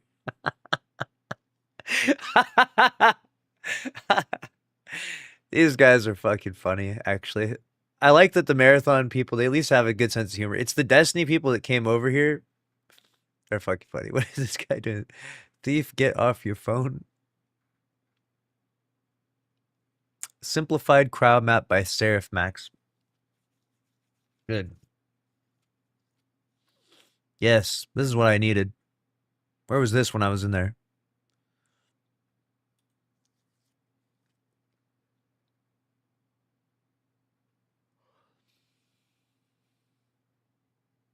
What is this? Huh. Fan art? Fan creation? Nice. When's the Gallahorn going to Marathon, dude? Marathon is just a public execution at this point. Look what happened to our boy Bungie. I know, it's so crazy to see, right? Like, it's crazy that you can fall off so fast. Like, I feel like there's this like suspicion in the back of your mind when it comes to like making games or making content and you're successful. There's this idea that like it could, shit could hit the fan and everything could be gone in an instant. But like when you're so successful for so long, like Bungie's been, right? Like they've been just making so much money and crushing it for a long time. You kind of feel like you're invincible at a certain point, but eventually you fucking find out that you fuck around and find out, basically. That's what it was. You fucked around and you found out.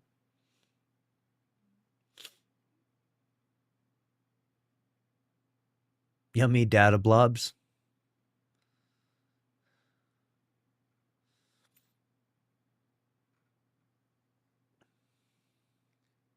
Ammo crate here.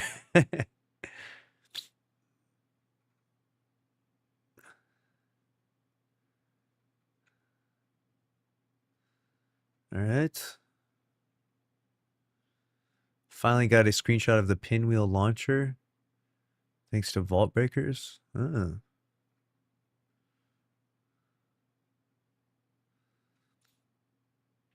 Vault Breaker is a great and a solid base to build on for future. Uh-oh. Someone's got to tell him. Someone's got to tell him. All right, let's see what else we have in terms of news. We're checking out all the different news stories out there.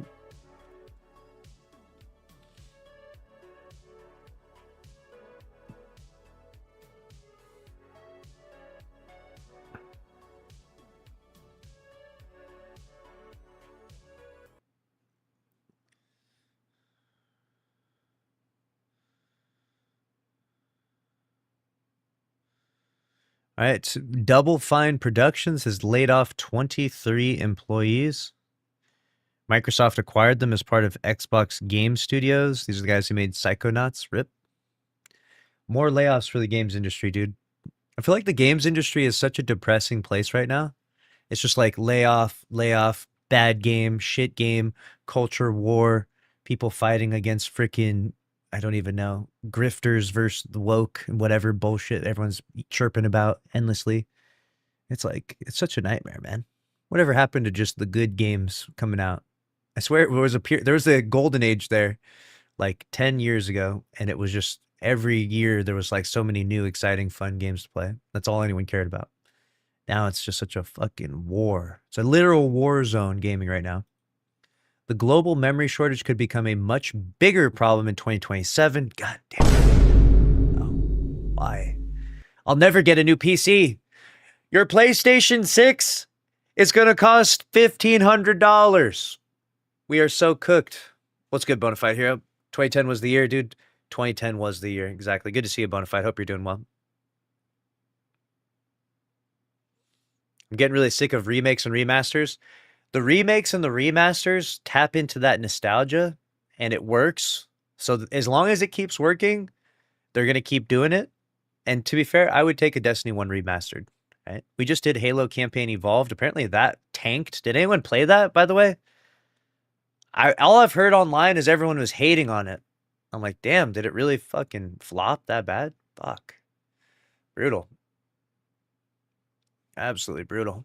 A new report says some consumer electronics companies could receive up to 70% less DRAM than they need as memory makers focus on AI products. Damn it. These AI data centers are going to be the death of us, dude. Can we just go to the AI data centers and like tap into their, hardware? Could you imagine the frames you'd get playing a game if you were using an AI data center? New AI data center PC. That's what I would want. I need to go work. I need to go work in an AI data center just so I can get a 5090.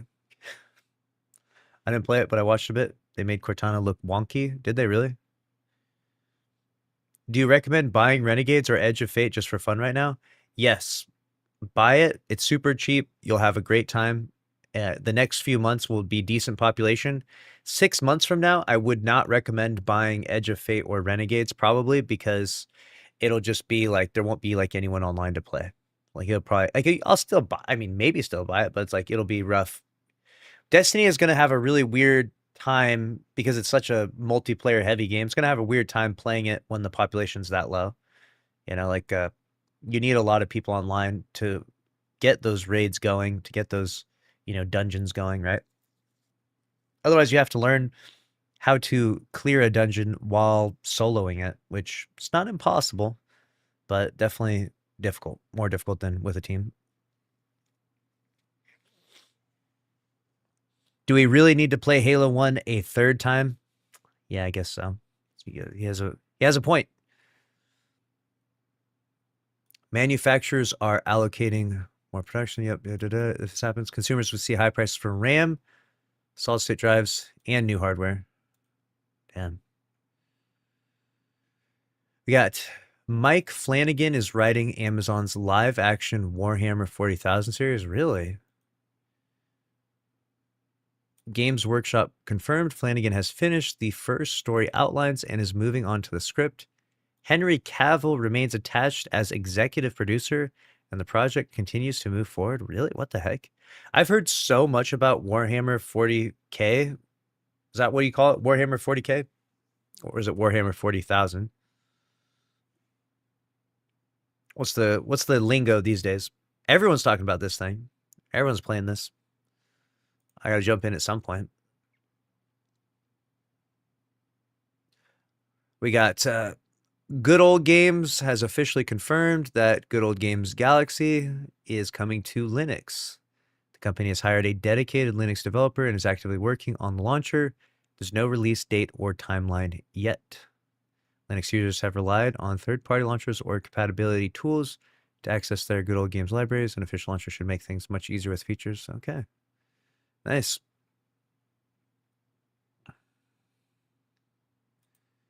Dude, there's so much gaming news. Look at this. I got John Haidt is leaving his role as president of the Wizards of the Coast after just 2 years. I don't even know what Wizards of the Coast is. What is Wizards of the Coast? And who is John Haidt?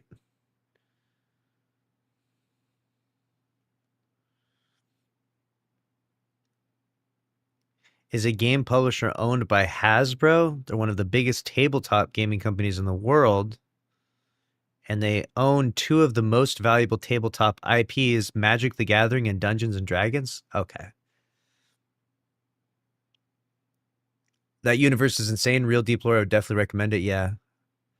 Is it like a game you can play, right? Like a Warhammer 40,000, like you can play this on Steam, right? Is this like it's like a game I could go buy and play right now, right? What is this? This is it?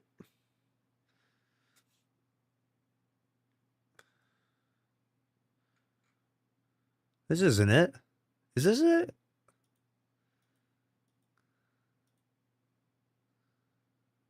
Damn, I missed the Datto leaving news. What did he say? He said he's just gonna focus on the other game he's playing. Dead. What's it called? Dead. Dead Man. Dead Pool. Dead. Something. That other game he's playing. In like 2 weeks, he's gonna stop playing Destiny. This is not it. All right, never mind. Rip.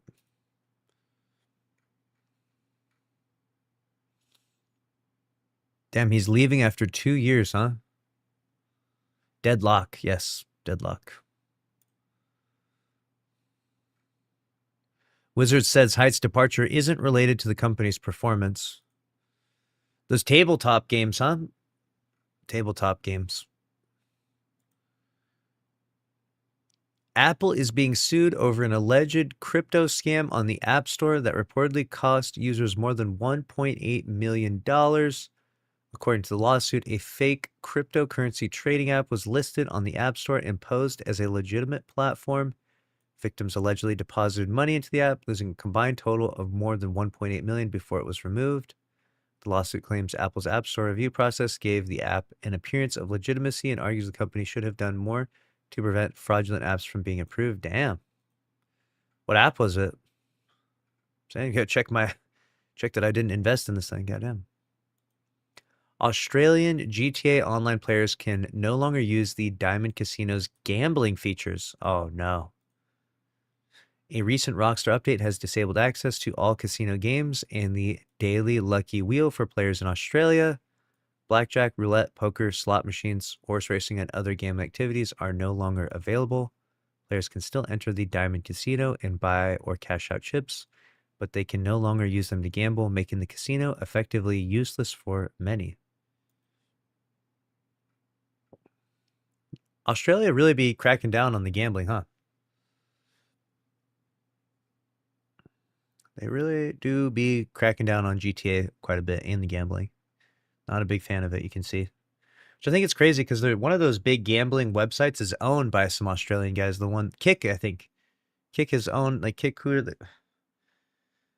which gambling site is Kick, the streaming platform, partnered with?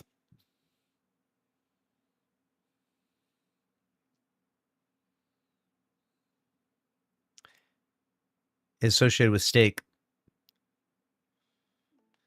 Stake is owned by an Australian guy, right?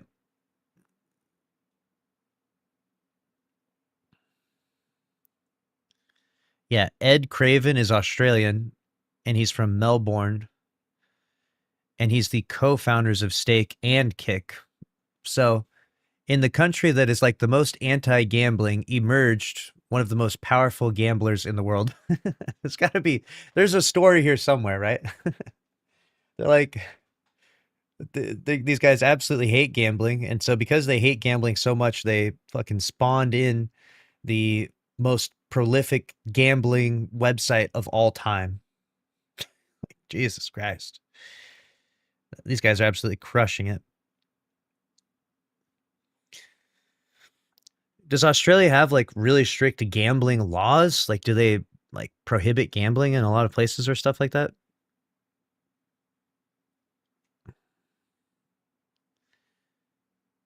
Australia is kind of a paradox when it comes to gambling. Australians gamble more per person than almost any other country in the world. They play poker machines they call pokies. Damn it. On the other hand, Australia has strict regulations in certain areas, particularly around online gambling. Dang. So this is where Stake comes in. Stake is based in Curacao, and has licenses in other jurisdictions. And for many years, it did not offer its main crypto casino to Australian residents because of Australian law. How funny is that? An Australian guy creates a gambling website where you can gamble your cryptocurrency, but it's literally banned in his own home country. So he can basically lure everyone else in the world into his crypto gambling site, but besides his own fucking people. Instead, Australians who use stake typically access a sports betting product that complies with local regulations, and they're blocked from certain casino services. So it's a bit ironic. The founders are Australian. The company became a multi-billion-dollar business, but many of its flagship online casino products aren't legally available to people in Australia. How funny.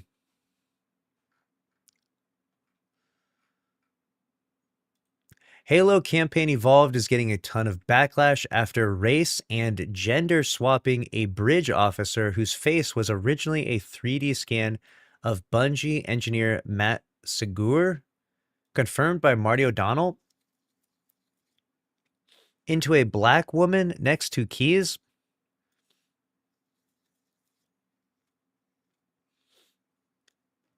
What? Former Halo developer Niles Sankey publicly called the increased female Marine ratio, quote, clown world. What? So they took a guy who was a Bungie guy, Matt. This is Matt here. And they just straight race swapped him? What the heck? What is going on? Everyone's mad about this? Are people really mad about this? First thing I would say is it's just weird. Like, why? But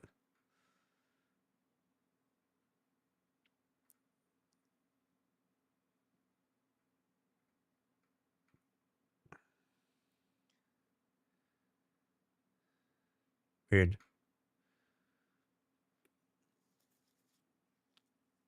It's crazy that Marty O'Donnell has so much information. He can just spill the beans on shit at any point in time. They literally erased. This is a news story for sure that I have to cover. They erased this Bungie dev. They erased them. Damn, that's a crazy one.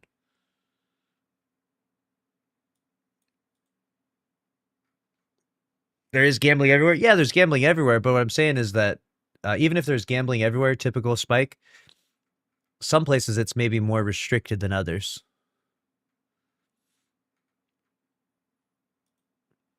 Anthropic reportedly bought millions of physical books, scanned them into digital copies, and destroyed the originals to train its Claude AI models.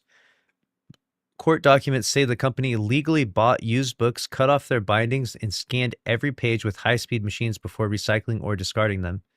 A U.S. judge ruled that scanning books Anthropic legally owned could count as fair use, but the use of pirated books is not protected by fair use. What? This is crazy. I thought this was fascinating when I was looking at the piracy drama between ChatGPT and stuff. Like, if you ask ChatGPT, like, why are you stealing art from artists? It's like, oh, I'm not actually. I'm just like I'm reading text. I was trained off of text. And so it's literally trained off of these books. Why destroy the originals?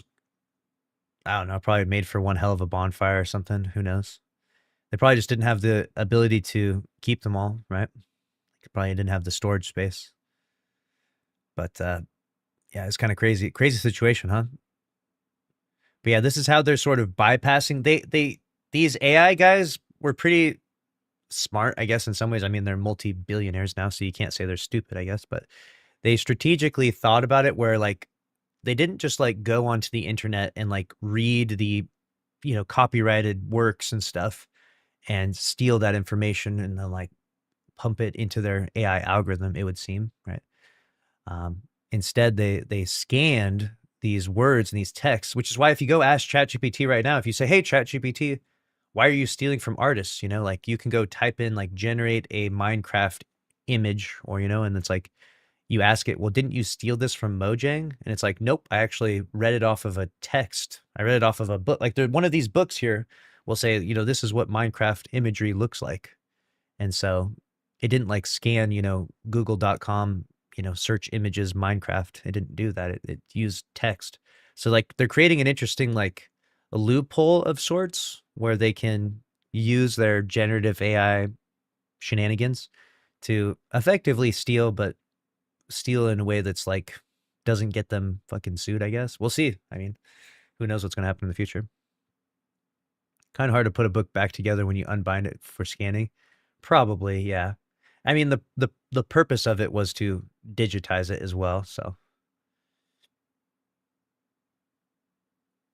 What happens when a huge dollar flare deletes all of our data or something? We would be so choked, literally.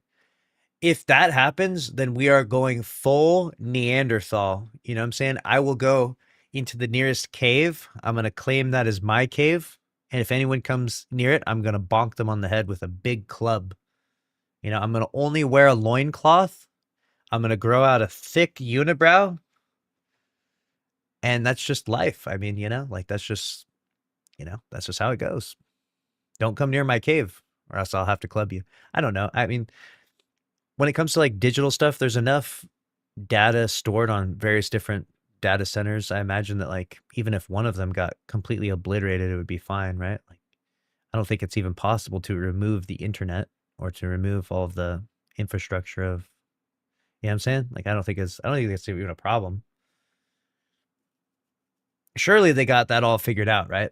Like, could you imagine if like some big website just disappeared one day because the data center got fucking, I don't know, burned down or something?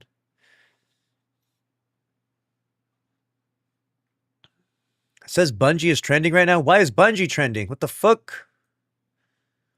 Why is Bungie trending? Oh, because of this fucking post. Damn it. Yep. All right. Well, that will be a news video for sure.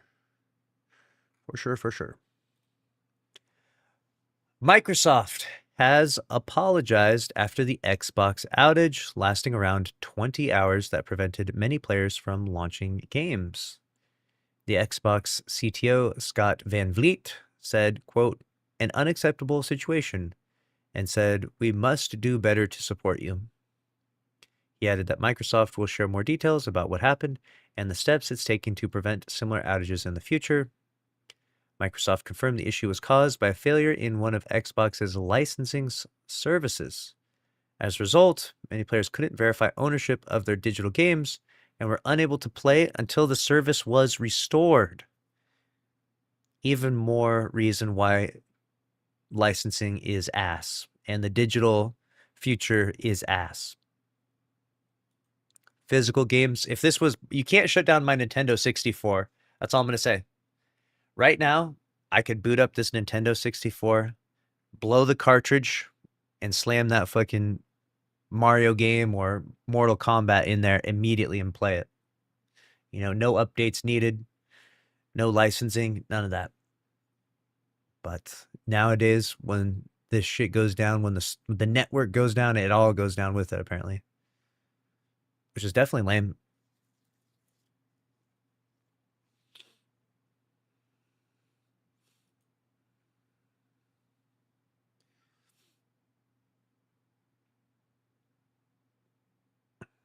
Capcom reported a record first quarter for its fiscal year. Damn, good for them. Resident Evil crushed it. Pragmatic crushed it. Let's go. W Capcom. Universal Pictures is reportedly trying to determine who leaked the Odyssey online. The studio is using forensic digital watermarks embedded in theater copies to trace the leak back to the exact cinema or screening where it originated. What? That's crazy.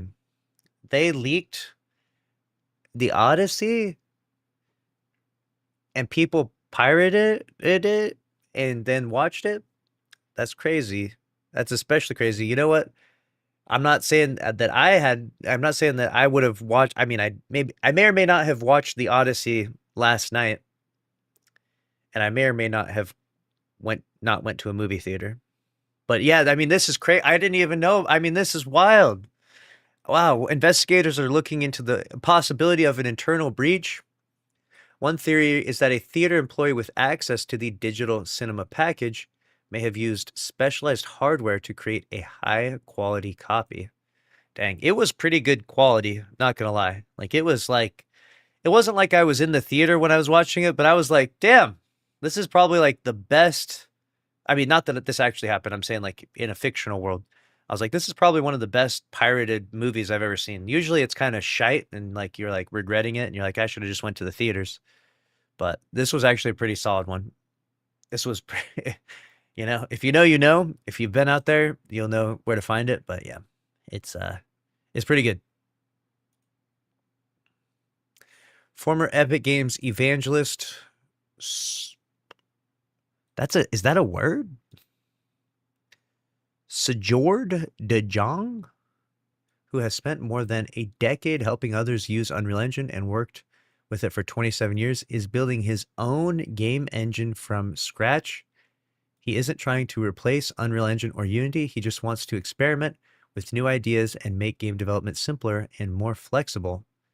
He says today's engines are more powerful than ever, but much more complicated to use. His project explores a different approach and is still in the early stages with no release date. Dang. He's going to make a simpler engine. We'll see how well this turns out. I've heard that Unreal there's a lot of like drop-down menus, a lot of complexity to using Unreal now. It used to be much simpler back in the day, but nowadays apparently it's getting pretty brutal. So it makes sense. NVIDIA's RTX 50 series graphics cards could be getting even more expensive. It's already like $5,000 for a 5090. How could it get more expensive? This is rage bait, surely. Surely this is rage bait. The 5090 is getting 16% higher? What do you mean? 5080 is 20% higher? Oh, fuck. This is insanity. Unreal Engine enforces Lumen, doesn't it, on any game? I actually am not qualified to talk about this. I don't know enough. I just know like I have a very shallow, very limited understanding, but I would love to learn more. I need to do a like crash course on how Unreal Engine 5 works. I'll write that down. Research Unreal Engine.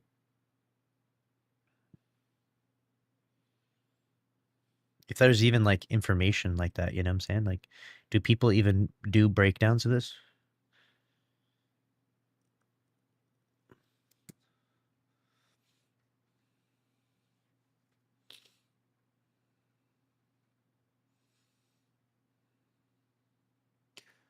One dedicated modder has spent the last 2 years fixing the terrible light in Final Fantasy VII Rebirth on PC.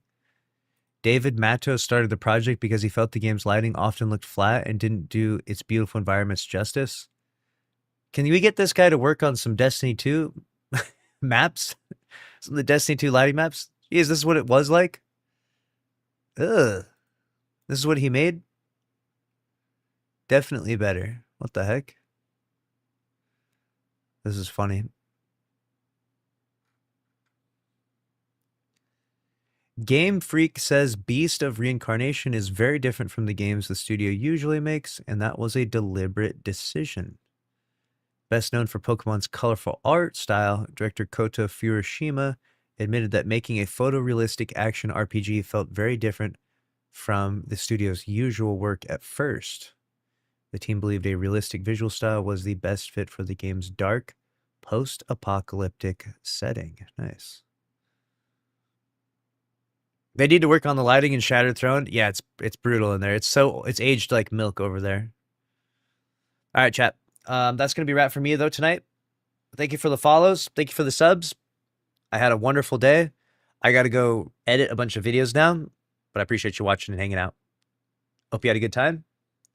I'll see you back here mañana. All right? We'll be back tomorrow for another stream. So turn notifications on Twitch and YouTube, and you'll get a pop-up on the phone.